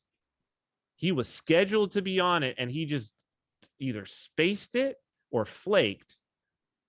And him running in and grabbing a microphone and then basically taking over the whole thing in a very rude way from out in the audience, right? And trying to shame Tone Vase. Now, Tone Vase deserves to be shamed, and I've done it myself. I've shamed him myself, right? He's somebody who deserves to be. Did he at that point? Was he as toxic at that point? No. No, he wasn't. He wasn't as bad. And we were all on the, we were all on the same chain. Right? But after that, imagine somebody does that to you. What's going to be your feeling about them from then on out? They're an enemy. Yeah. Because you can explain to someone that they're wrong without making them look like an idiot. Like if someone in front of an audience full of people on a panel that they were invited to be on, especially at a conference that they were invited to. The bet is like it's just like, hey, I'm rich, you're poor. That's basically the argument. That's exactly what he was doing. That's exactly what he was doing. And that's just like, again, that right there is such bad form, especially if you have the money. And you know what? That's not the first time Roger's done that. There's many public instances of him doing that playing that same game with people.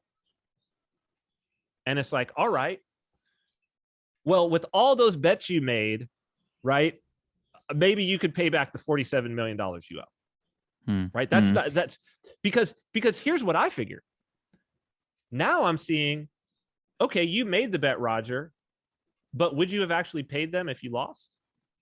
Nice. Because it seems like it's not a question mark, because we know what happens when Roger loses a bet, because that's a gambling debt. And that was with his friends, kind of. With his friends. With his own community, with his own community. Partners. Yeah. That massively affects all kinds of stuff. Right? So it's like, oh, wow, you wouldn't have actually paid Tone off. when SegWit did activate. You wouldn't have actually paid Tone Vase.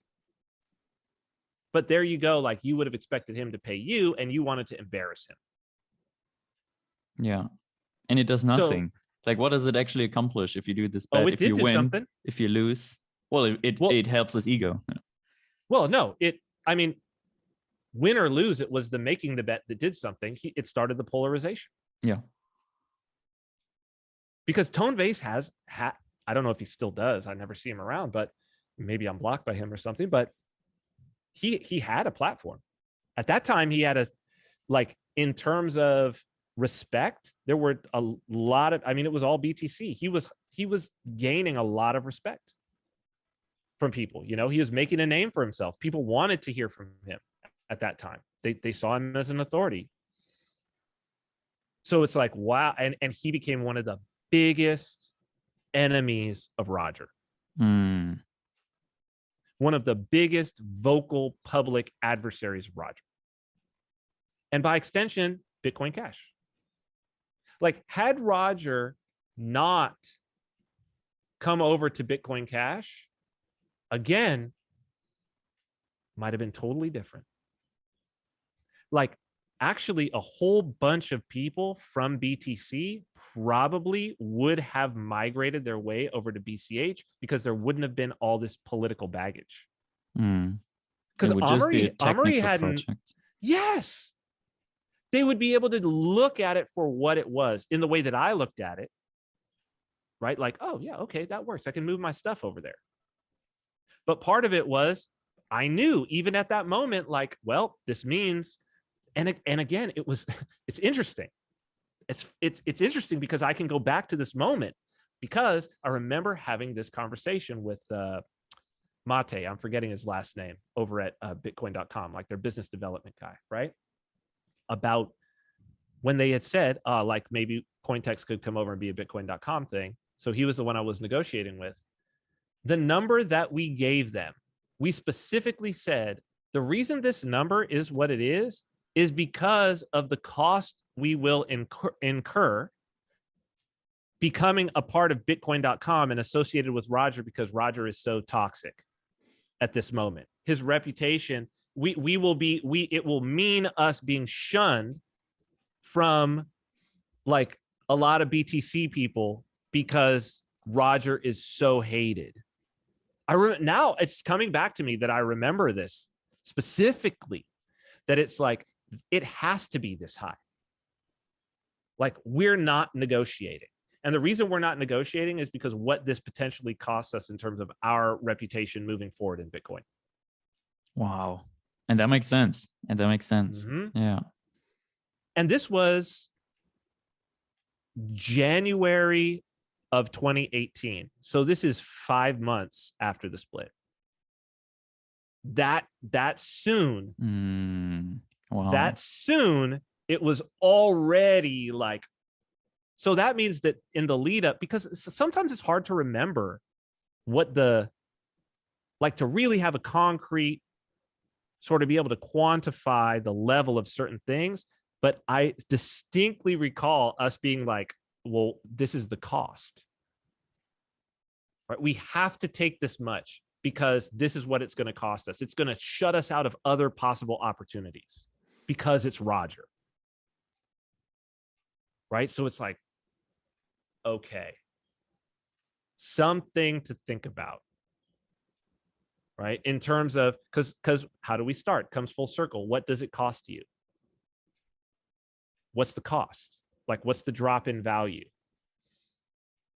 It costs you a lot. It costs you a lot. Like, if the idea of big block Bitcoin, BCH, BSV, eCash, the entire vision is use, right? So you go down the line, right? Use in commerce, use by business, use with applications, use as the meta net, whatever you want. It's about use, not hodl. Supposed to be. But when you have a character that is are people going to want to use BCH?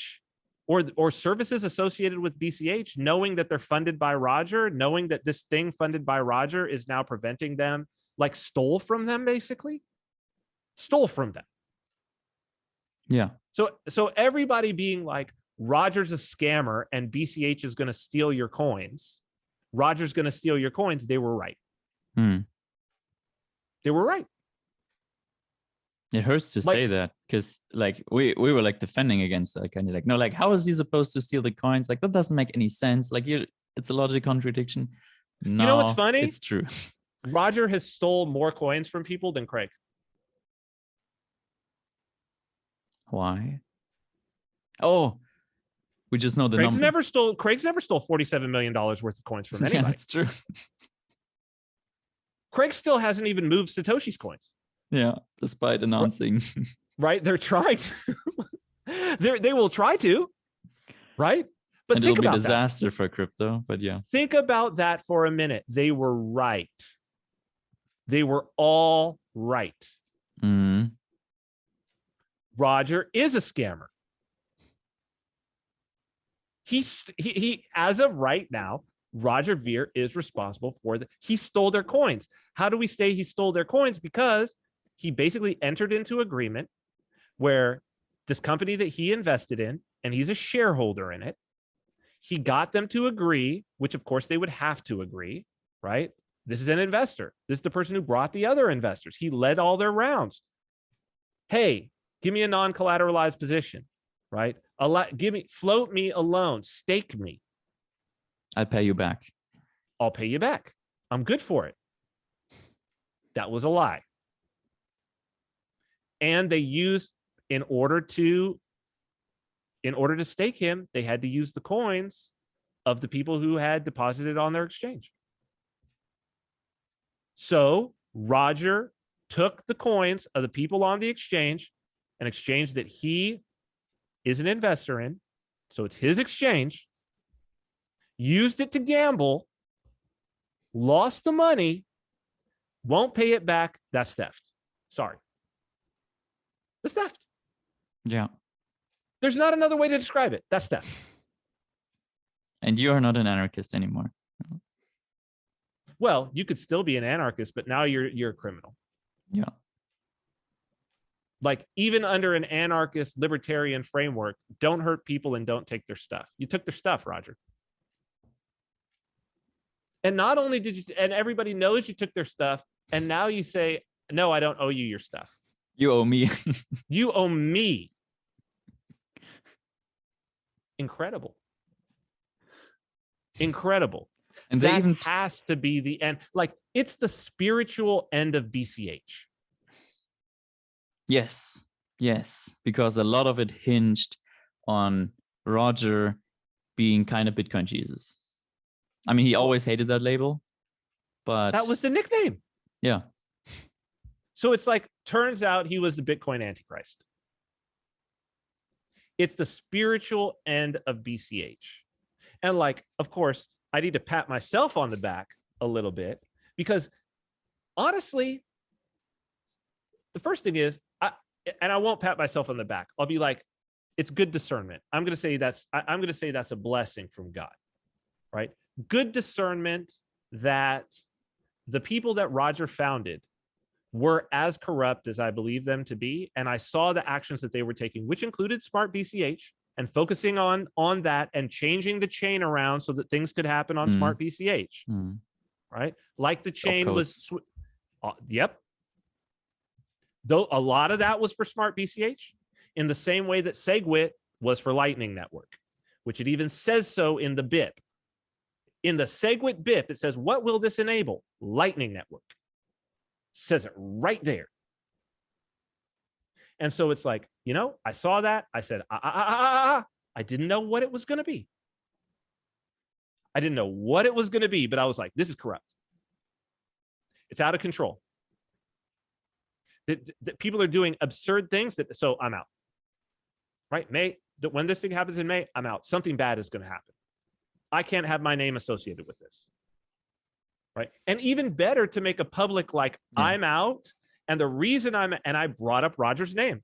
in my little announcement of why I'm out, I was like, there's a few people that I think I only named 2 people that were problems.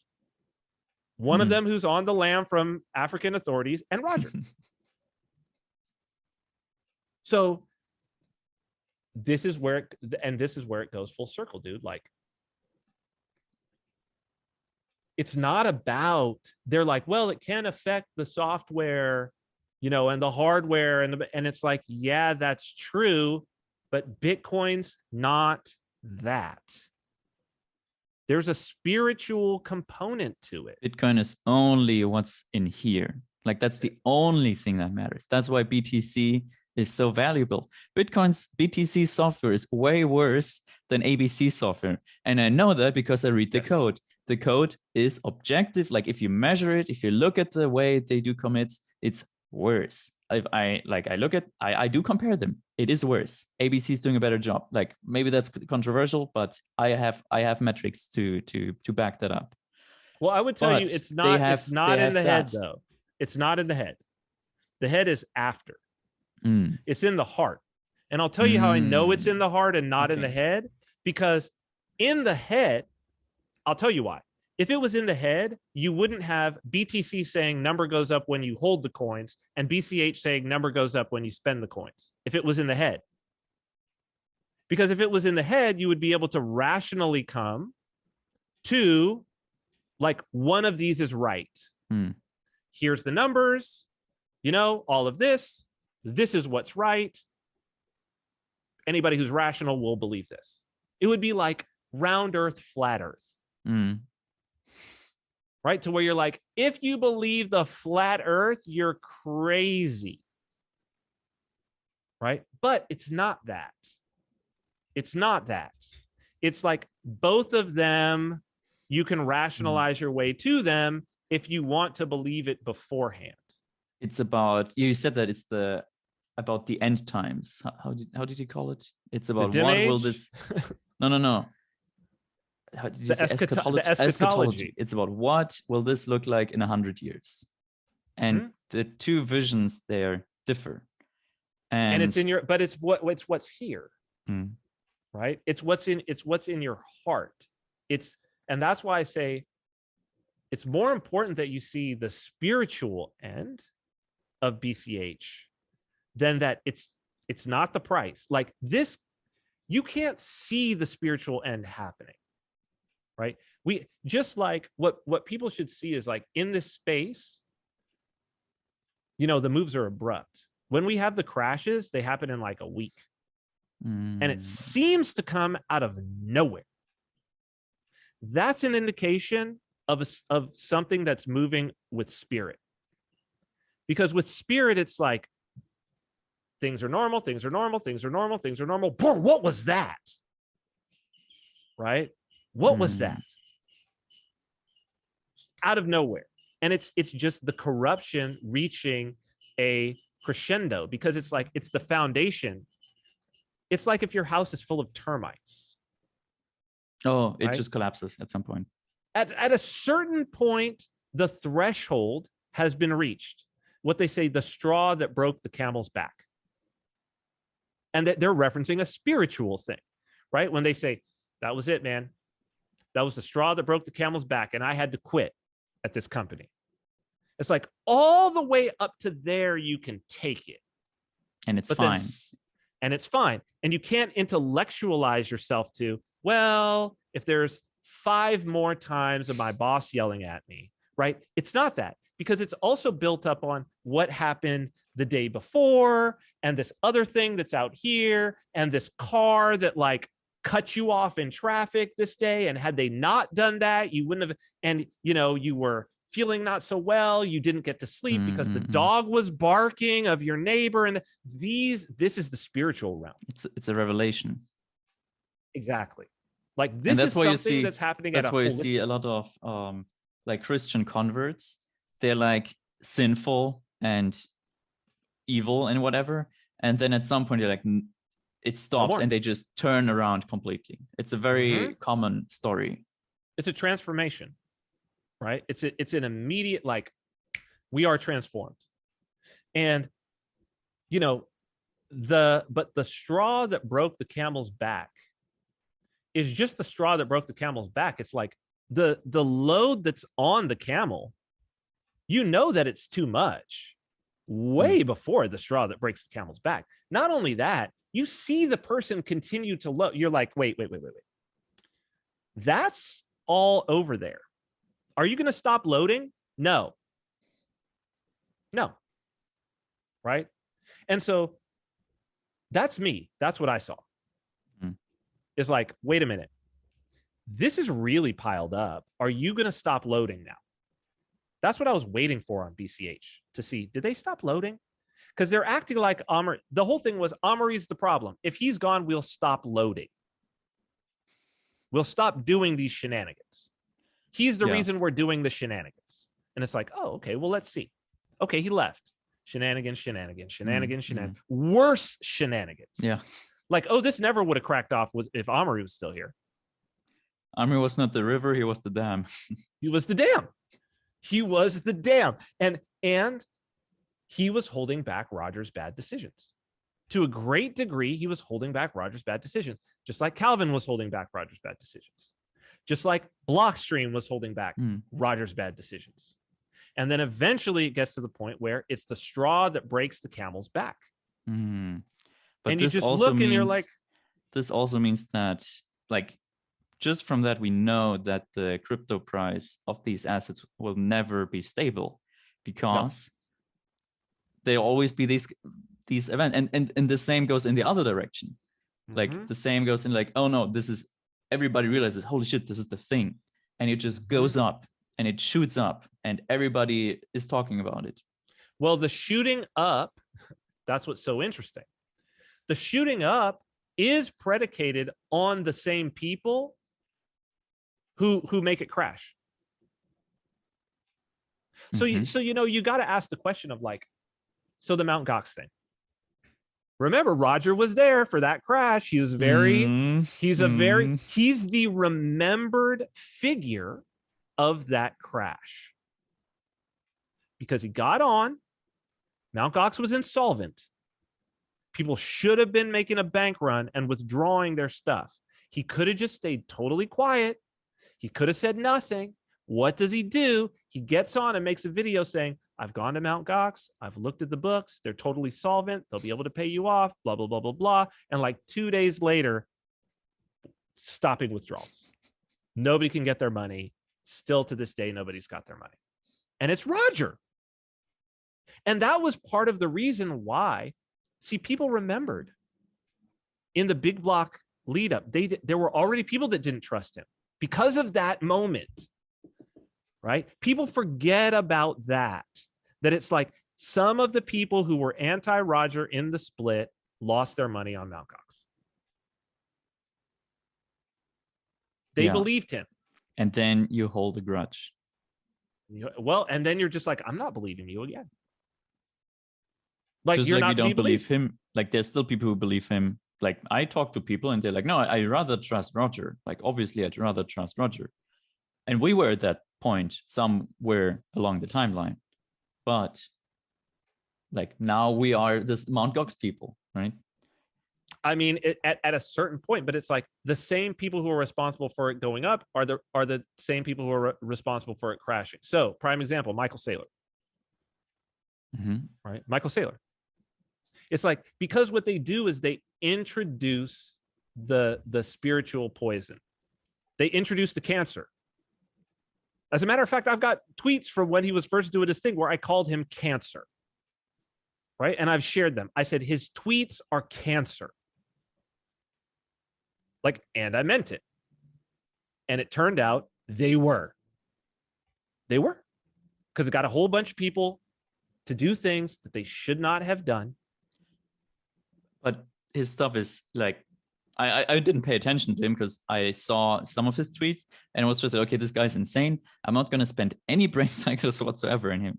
But it turns out that he really, really misled people way worse than I've seen other people do that. Like, he told people to sell anything that can be sold and buy Bitcoin. Like, he said that mortgage explicitly. their house. Mortgage your house. Their house. Imagine if you're somebody who listened to Michael Saylor. Do you know how many people, like, even in my private, even in like Counter Markets, Bitcoin Mystery School, there were people who wanted to argue with me during that run up.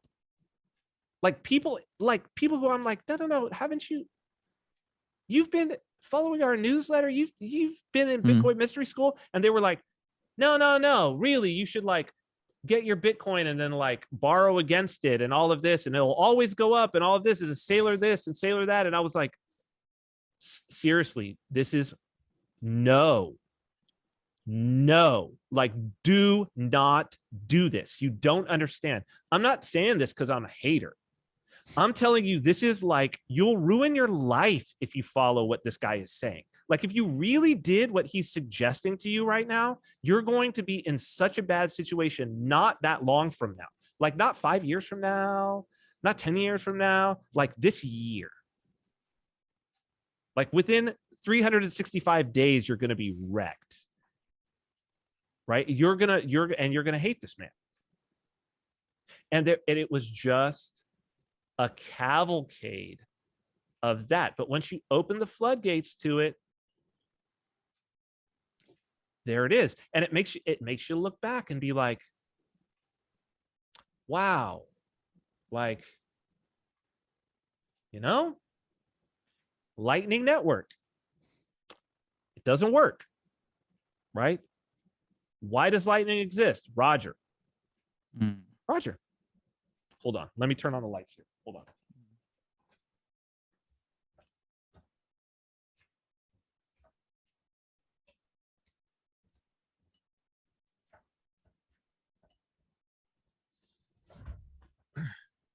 You look much brighter. What's that? Oh, I said, you look much brighter. Oh, now I still don't hear you. What did you say? Now it's getting lame. I said, you look much brighter. Oh, I'm much brighter. Yes. I mean, Lightning exists because Roger, right? It was because there had to be a small block answer. Yeah. So it was like, okay, we have to be small blocks, but now we have to find what's the answer, right? It's like, it couldn't be, at first they were saying it was going to be just SegWit would fix it. Like, Lightning Network was sort of like the plan B if SegWit doesn't fix everything, right? It's like lightning, we're going to do lightning. That became the thing. But why did they have to go down that route? Because the original Atom Back thing, they'd already be at 8 megs. They would have never needed lightning.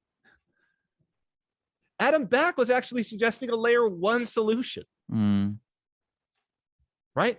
Why does lightning? But then you look at lightning and it's like, well, the system itself is a boondoggle, but there's still people working. They want to use Bitcoin in commerce. They actually do want to use Bitcoin in commerce.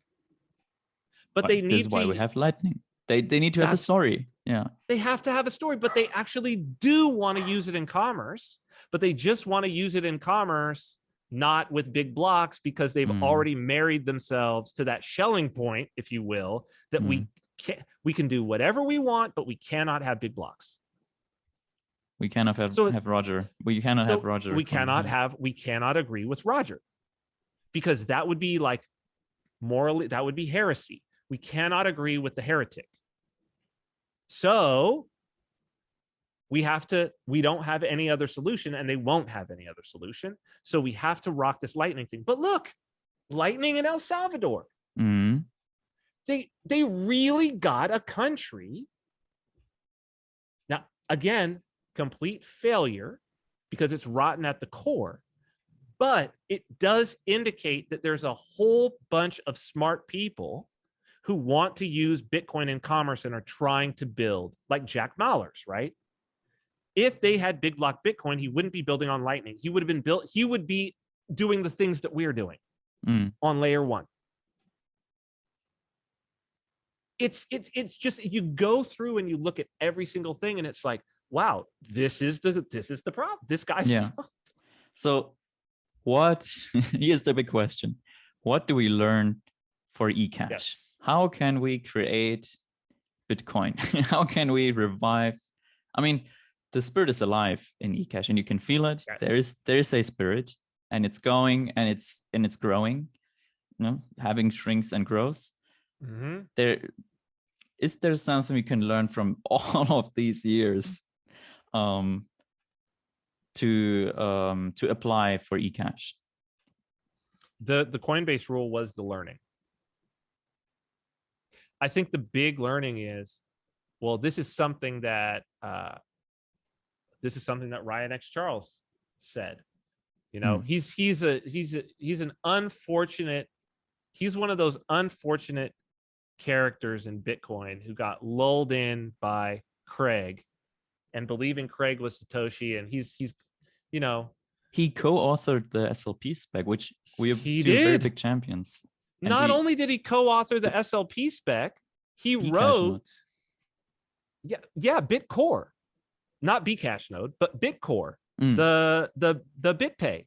Like, you go through and look at Bitcore, the early commits are from him. A lot of the BIP70 stuff is him.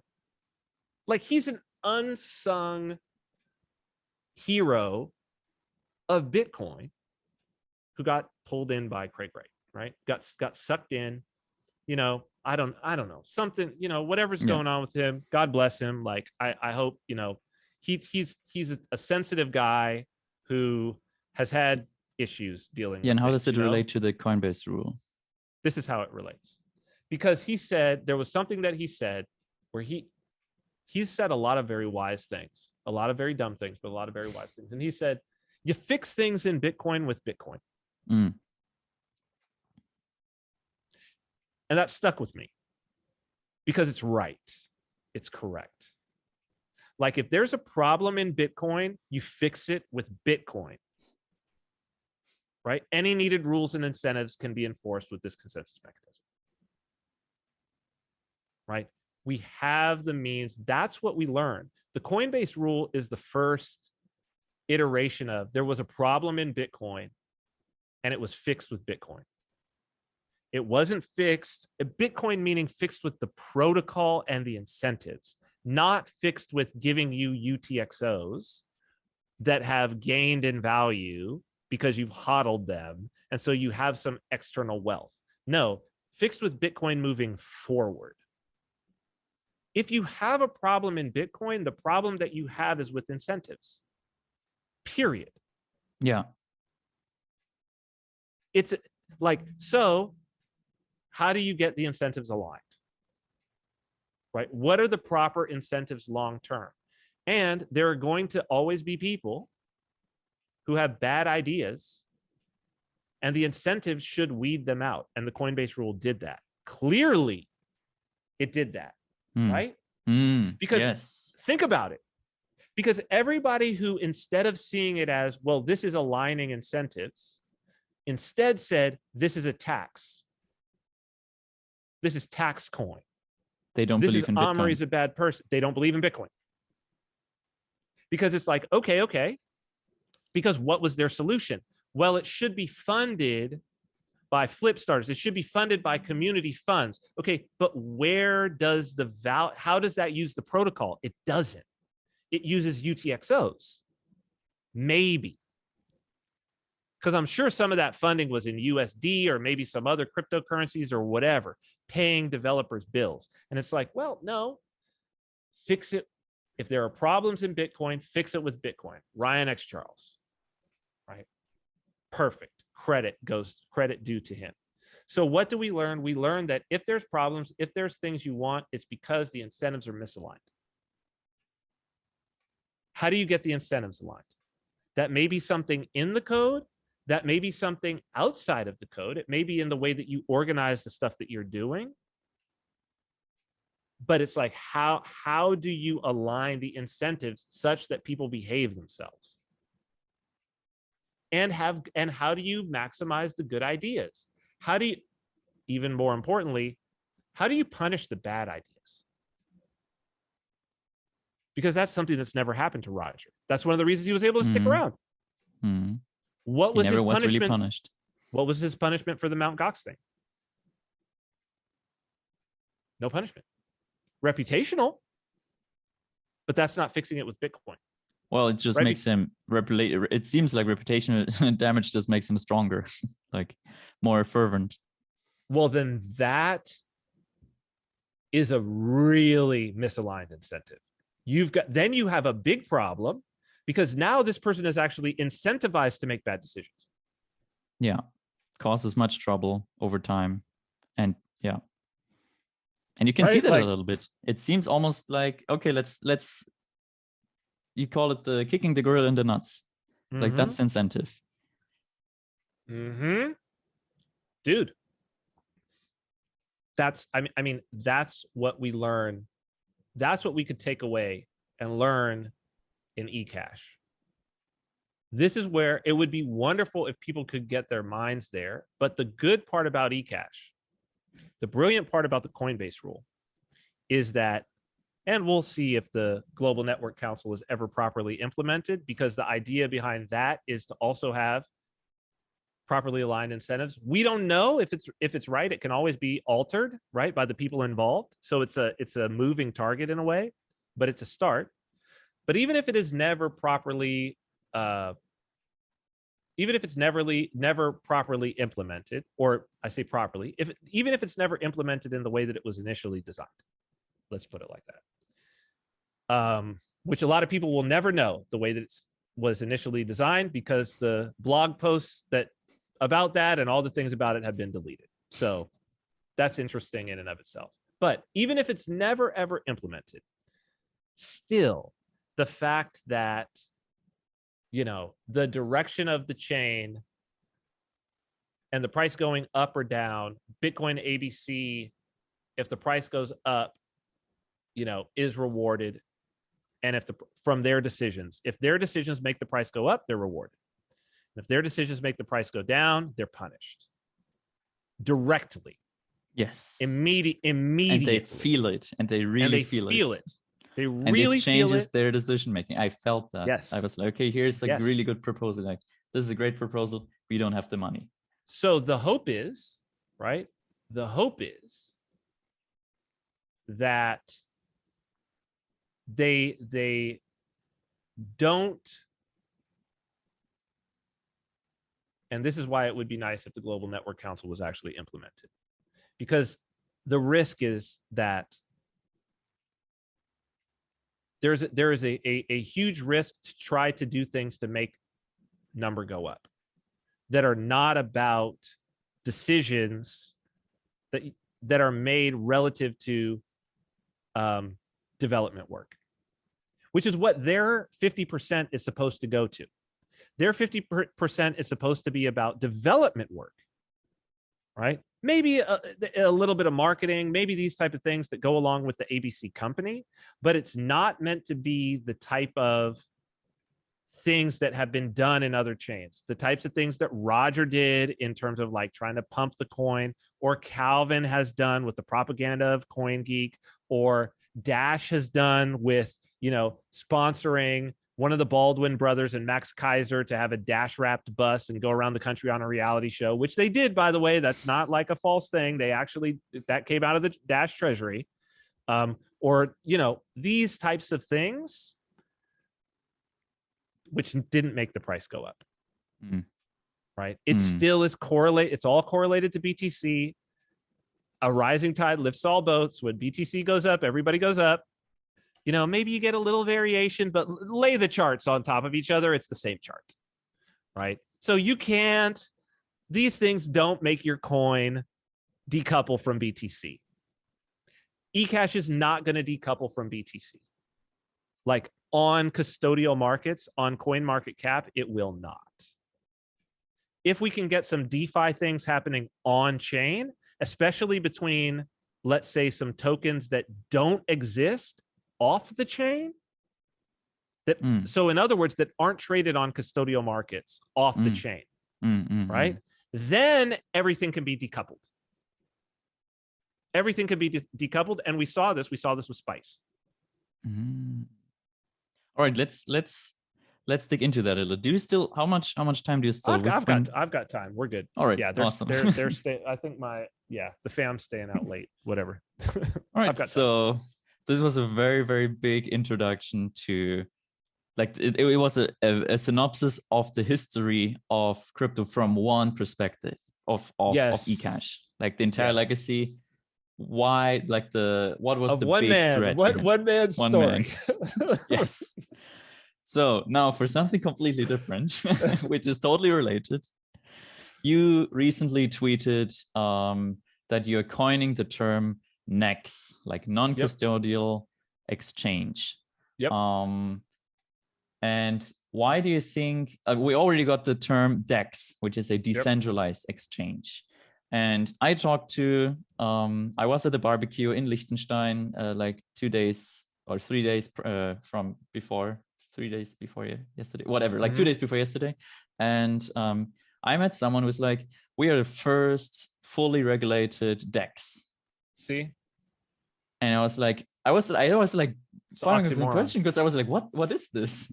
But he was like, basically, and he was being honest, we're a centralized exchange, except we don't hold the coins, right? And so that would be a NEX. That would be a non-custodial exchange. Yes, kind of, right? So that's the non-custodial. That's a non-custodial exchange. Yeah. But they do the sushi swap style. They probably hold the. Probably what they meant is that you like we don't have really the like we don't have access to your keys. You have your keys, but the coins are in our smart contract. Oh well, that's custodial. From a FinCEN perspective, that is custodial. Yeah, from a regulatory standpoint, that's custodial. But see, they're calling smart contracts decentralized. That's the lie about the DEX, about the most of what everybody calls a decentralized exchange, like Sushi Swap or even 0x protocol. It doesn't matter. The decentralized part, the word means nothing now because it just means put it on a smart contract and it's decentralized. And it's like, there are chains out there that are proof of authority chains. So meaning federated group of validators. So it's totally centralized. Well, then the federal government of America is decentralized.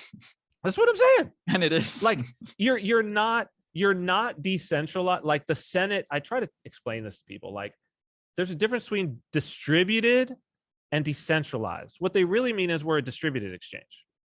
Like you could hit any node, any Ethereum node. Maybe I prefer permissionless, where it's like, okay, you can just join. Yeah, that's fine. Permissionless, whatever. But it's not decentralized. There still is a central authority, right? The central authority is that contract, right? And so you're not going to get outside of, you're never going to have exchanges that are completely outside of a central authority. And you probably don't you probably don't want to have zero authority involved in your exchanges. What do I mean? Okay. You and I can go out, like you could be here in Saipan. I could go on, we do the classifieds on Facebook groups. I could go on a Facebook group. You're selling something, right? Let's say you're selling your car. I'm going to go and I'm going to buy your car. I'm going to pay USD. I'm going to pay cash. I'm going to go buy your car. Okay. So we're going to do a peer-to-peer exchange. But it's not like there's no authority involved. Because if you just, you've sold me this car and then all of a sudden, like the things you've told me about the car or whatever, or, you give me a fake title to the car, or, you don't represent the things basically that I are. Scam you. Yeah, I can take you to court. I can call the police. That's an authority.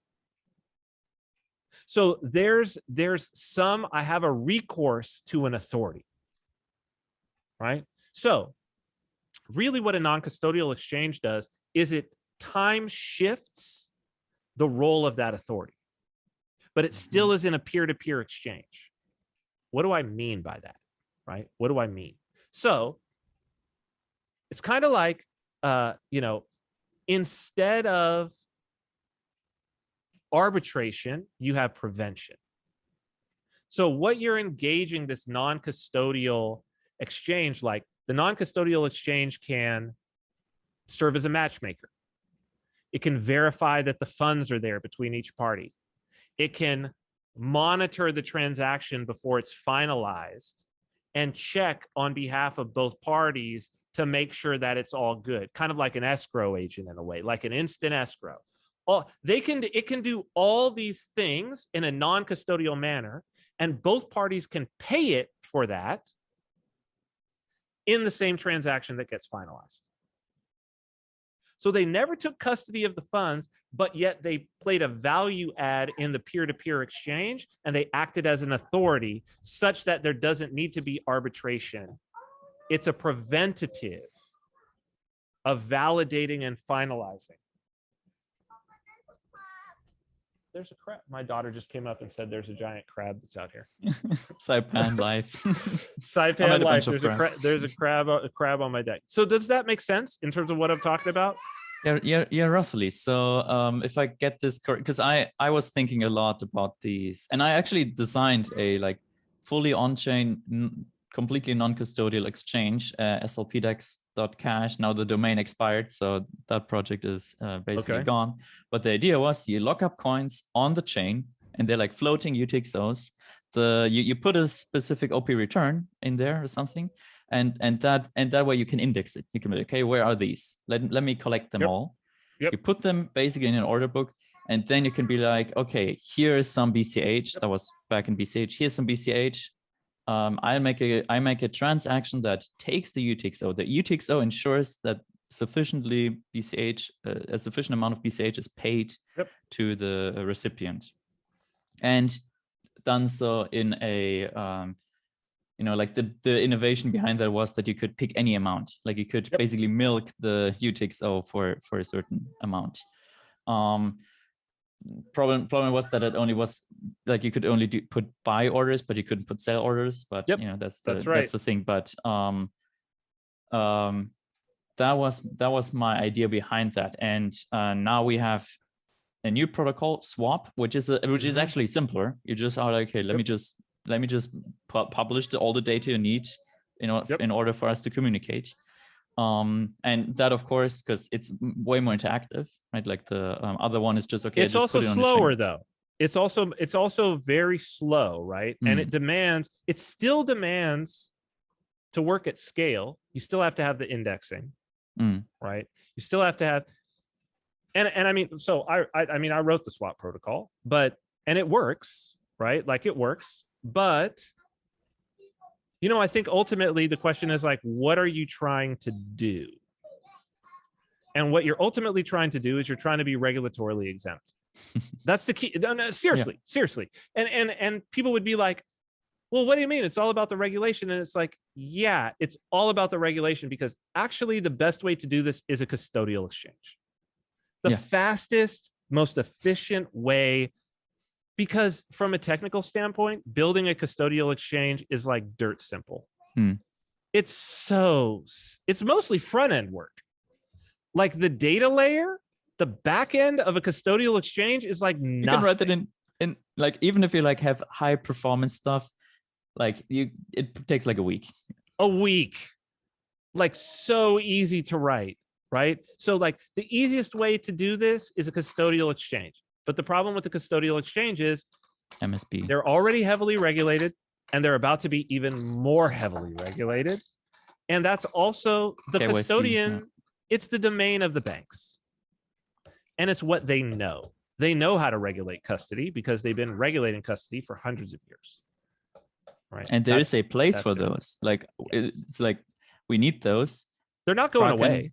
Yeah, it's a great company, and they have a specific purpose, and they will expand that purpose until they fill basically the same role as banks do right now. So there will be, and there might even be at some point like a central bank, quote unquote, for these exchanges. It's like, okay, like you just deposit your crypto at us at our place, and we facilitate exchange. I don't know, like maybe that's a little bit too bold, a person might ask, like, well, aren't you just being Roger Ver here?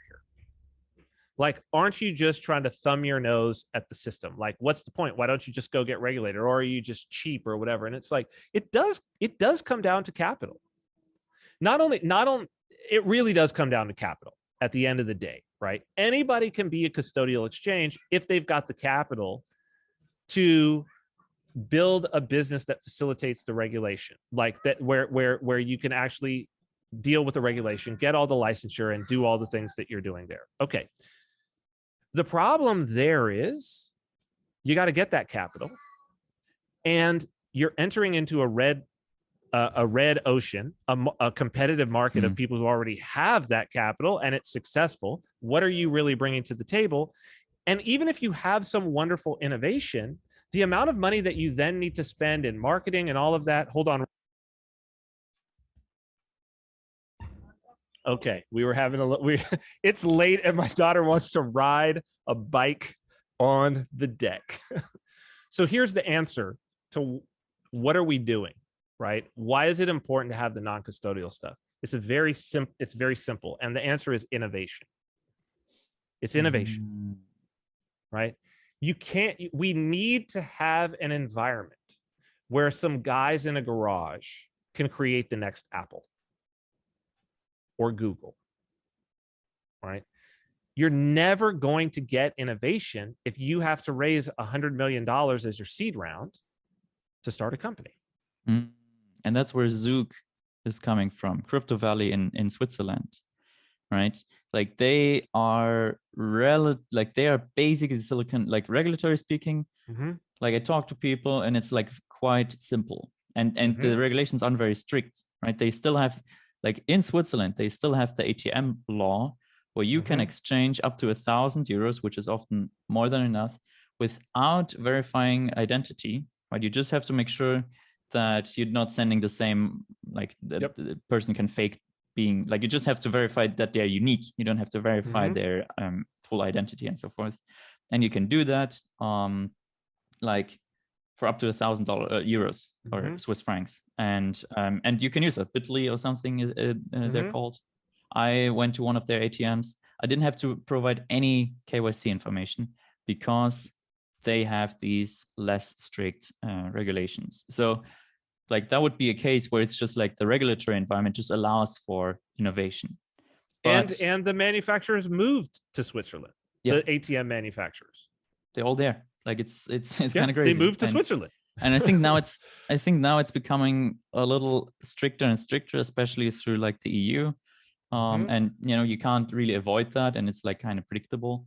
And that's where this non-custodial part comes in, because there it is. First of all, it's very much like the Wild West kind of situation, and second of all, you don't have the same level of risk as you have with fully custodial services, because it is non-custodial. And I guess that's also why this isn't really regulated, because if you want to put your cash into the laundry machine, like that's you're free to do that. That's like that's you can do with your cash what you want. I think this is an important thing that people miss. So I believe Hammerbacher or Hammersbacher is the guy's name. The guy who came up with I may have mentioned this on another show we were on. We did, but the guy who came up with Facebook's data architecture, I think his name is Hammerbacher. There's this quote from him where he said, "The best minds of my generation spend their days trying to get people to click on ads, and that really sucks." Right? That's his quote. And it's very interesting, because it again goes right back to incentives. And it's like, well, this is the Web 2 days. You're a brilliant developer. What are you spending your time doing? Building businesses to get people to click on ads. Why? Because that's where the money is. All right. So you're a brilliant developer. What are you doing in crypto? What are you doing the last 2 years? You're building the DeFi crap and NFT things. And why are you doing that? Well, you're doing that because that's what you can do in an unregulated space. Like that's where you can build your own business in a garage.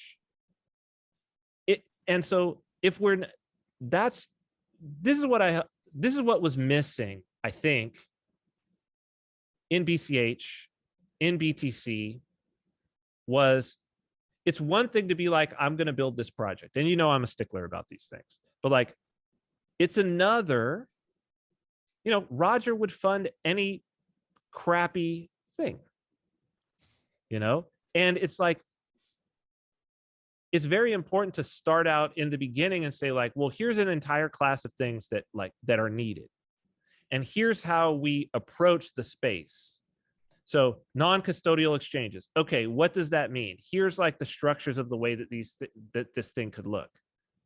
Okay, so how do we have innovation in that space? Like, how do you actually build something first? How do you get something ramen profitable, as they call it, where you're like with BCH, right? To where you're like, I can build something and put out a product that I've funded myself, and then if there's investment or whatever, great.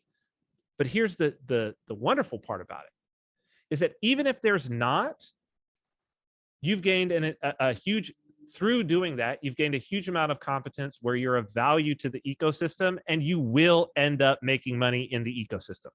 Yeah, which is my story. Yeah. Which is mine as well, right? Because there are not that many people who have built things that actually work. So when people want to build things that work, they have a limited number of people that they reach out to. It's very simple. It's supply and demand. There's not a lot of people to call when you need something done. And I had that during the conversation in Liechtenstein, and this was about EVM, Solidity and so forth.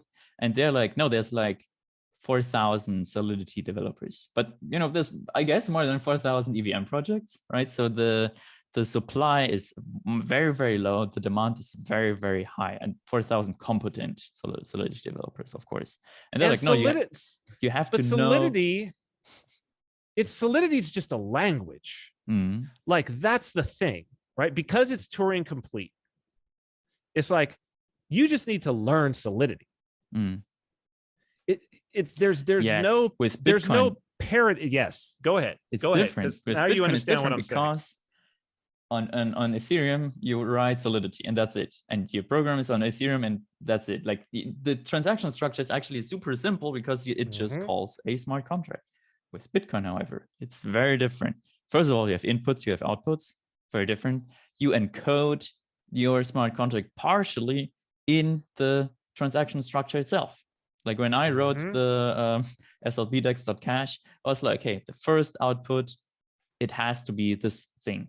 Like that was the SLP thing. The second output, it has to be where the remaining coins go. And the third output is where the payment goes, or something like that. So you encode in the transaction itself how the contract, quote unquote, will be executed. And you have to be aware of that. And like, we don't know all the things that can be done. That's the other interesting thing about Bitcoin, right? Where I'm constantly amazed of like, oh, it can actually do this. Like, oh, that's a trip. And a lot of like, even the SLP protocol itself, right? Like even these protocols, even being able to make these additional protocols that are there, that if you don't know what the protocol is, the transaction doesn't even look like anything. It's like, oh, it's just a weird transaction, right? Whereas if you look at a Solidity contract, like, okay, well, here's not the bytecode, obviously, but if you were to look at the code of the Solidity contract, you're like, okay, I can see, okay, this is what it does. It's Turing complete. Like, you get an idea of like, okay, here's what it does. It's basically JavaScript, but a little bit more blockchain. That's it. And I guarantee you, those 4,000 developers, 100 of them have innovated anything. The rest of them copy and paste from existing things that people have out there and change it a little bit. Oh, let's go build a Uniswap. Let's get, you know what I mean? I'm betting 10,000. Oh, wait, let me. Right. But that's very different with Bitcoin, right? Because there's almost no reason for you to even be doing anything in script if you're not innovating. Well, right now, because it's such a new thing. Like, why are you even messing with it? If there's not something specific that you want to do, why are you even messing with it? right? So almost everyone who's involved, who's doing anything, is innovating, because you can't just pick it up. It's not just like, oh, I'm going to go try a hello world, some Solidity hello world. Yeah. You know, There's there no isn't hello that. world of script. No. I mean, the hello there's no world, I hello world. guess, is pay to public key Public hash or key something. hash. Yeah, that would be the but- hello world. But still, it's like, that's far from a hello world, right? That's the most used thing. Yeah. Yeah, right. So, that would be like, no, like I'm writing a calculator app, right? I guess. It demands something so different. And how do you build an environment where people are incentivized to do that? That's what's missing in eCash. Like, can we do all the things? Like, can we do DeFi? Yep. Can we do dApps? Absolutely. You know, I think this is a missed opportunity on BCH. Like, yeah, big time. They had $6 million worth of tether on there. Like, and they completely squandered it. Why was there no BCH to tether atomic swaps, like as a DEX? Why is that not being funded by Roger Ver? And it would be simple.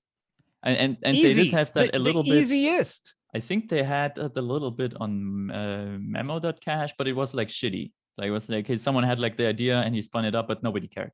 Yeah, their protocols not good. It's like, why is that not in the Bitcoin.com wallet?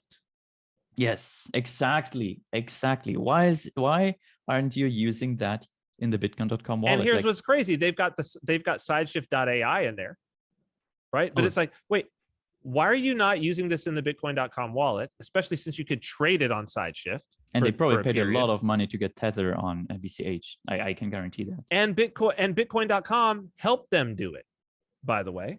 Like, helped them, like, shepherded them through getting it there. And it's like, wait a minute. Or even Flex USD. Why was there no swap Flex USD to BCH?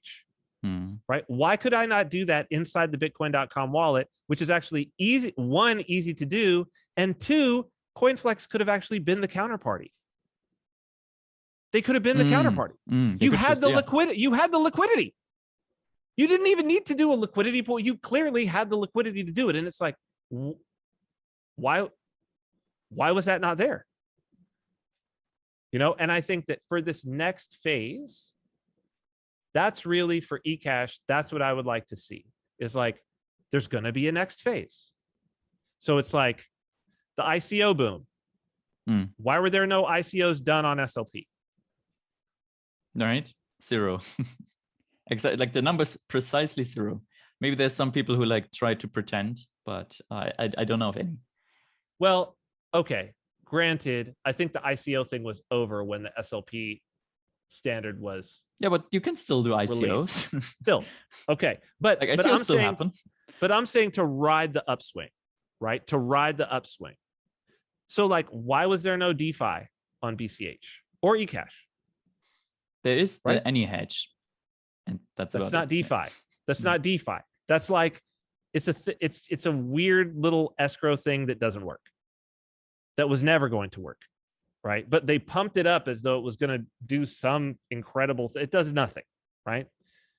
Why was there no push that it's like, let's do DeFi on chain? Instead, they were like, let's build an EVM so that we could do what all of them are doing. And make it fully custodial. And make it fully, it ended up being, right, fully custodial. But if we're looking for lessons, like, these are the lessons. If there's fix it with Bitcoin. And to say like, okay, here's what to incentivize. Here's the next big thing. You know, they tried to do, and they did NFTs on BCH, to be fair. Right? They did do NFTs Waifus. on BCH. I saw some. But they did it wrong. They made a whole new protocol standard, right? As opposed to just leaving the SLP standard the way that it was. Just say, it's an NFT. Supply one. Here's the thing. You can do some other things where you like, actually, You group them together in some way. I'll tell you how they did the grouping wrong. They went the wrong way. They went in reverse. Right? So what they did was, how the SLP standard NFT works is, you make like this Uber minting token, and then you can mint children from that, and then those children can kind of like mint children. So you have like the Uber grouper, then you have like the minters, and then you like the group minters, and then you like mint out of that. No, you go the opposite way. Right? You go the opposite way. The opposite way is, you make all of the things in your, you make all of the NFTs. Things in your the NFTs in your sequence or whatever, and then you have them all, you take all of them, and you're gonna like spend out like in the first one, or maybe you take the mint baton and you throw the mint baton into a UTXO, all of them into a transaction, and then you take them all and you burn them into a group. Right? So basically what you look at is, then you just go, oh, there's 1 and 0. Let me go look at the mint baton. Oh, the mint baton was one of these inputs in this thing that was in this, and you make a new one for that. You can index that. That's the group. And right? you can make that still like so forward compatible, that you like can mint you can mint new stuff into there. Yeah, oh, that makes of course, way more sense. Of course you can.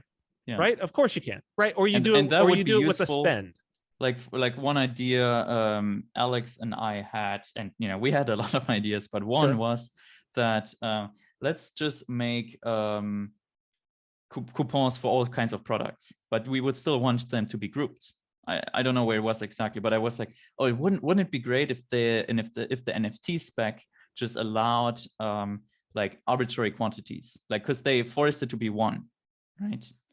But if with your thing you can do like, it's even more general. It's even more general. Yeah. We just take all the non-NFT wallets would be able to use your thing. Like RidePay currently doesn't support NFTs. If they went with what you just described, and which is like way more simple.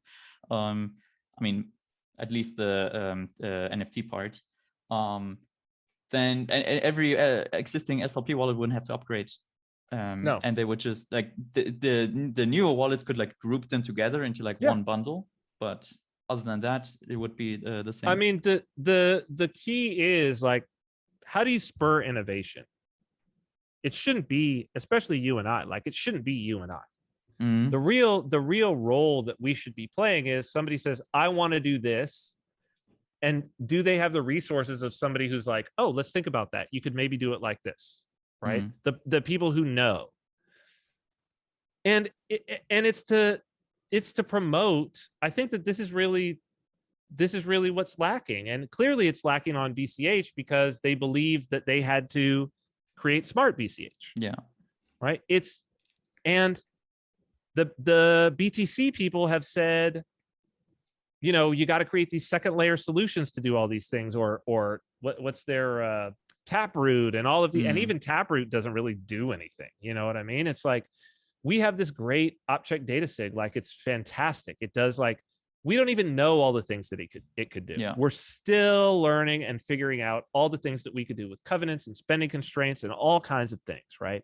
And I just recently discovered how you can increase the opcode limit quite trivially if you just check, like you write the like root covenant, and you just, and all it does is check the other inputs if they're a specific script pub key.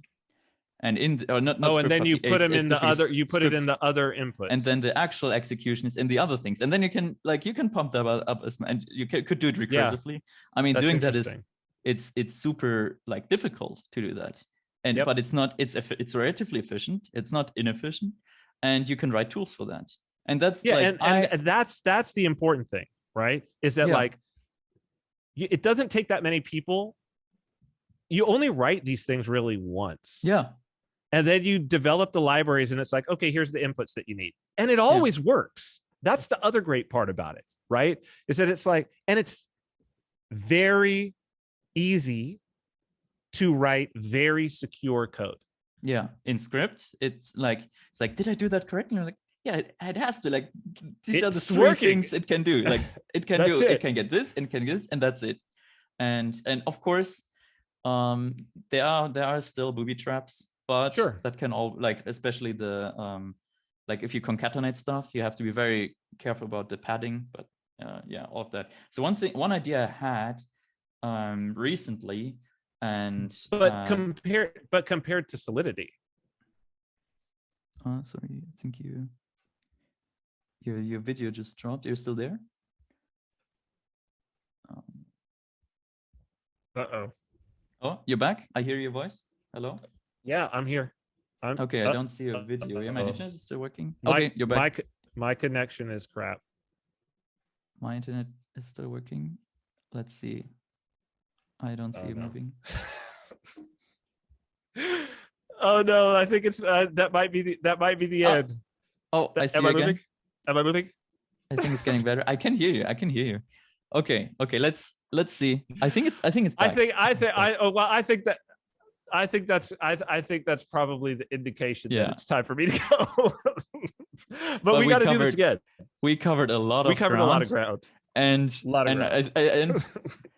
I think now we're like going in the we're getting into the technical that late will night go over discussion. the head of most people. Yeah. But it's where where the actual innovation and inspiration will come from for future developers. So you froze again, but hopefully this will be received on your end. So I really appreciate that you came on and gave so much time. Like it's almost agreed. It's like 2.5 hours or something. Really glad you did that. Yeah, let's do that again. And like there's still a lot of topics we can cover, especially on the script side. We're both two champions of script. Definitely lots of innovation possible there. Also, maybe we can at some point talk about some opcodes that, like, for example, 64-bit integers or something that would be useful, and things that we would like to see. Because you also voiced like, oh, what if we had like this thing added? What if we had like this kind of signature part? I think I'm good off of those now. I'm not. Okay. Now's not the time. I don't think those are the times to suggest. Like we're in a state now where I'm like conservative, because it seems like it's just bad to things need to even out with people not expecting changes. And there will be a time in the future, but it's not now. And also we're not really using the current feature set at all, and we can do a lot before we really like need to have these other things on. Yeah, all right. It was a great pleasure to have you. Great talking with you. Wonderful talking with you as always. Say greetings to your family. I will. And everybody go to the electronic cast. Oh yeah, we forgot to talk about that. And go check it out. I will be speaking there. We'll do another one plugging it as we get sooner for the last minute people, for sure. Let's do that. Brother. Bye.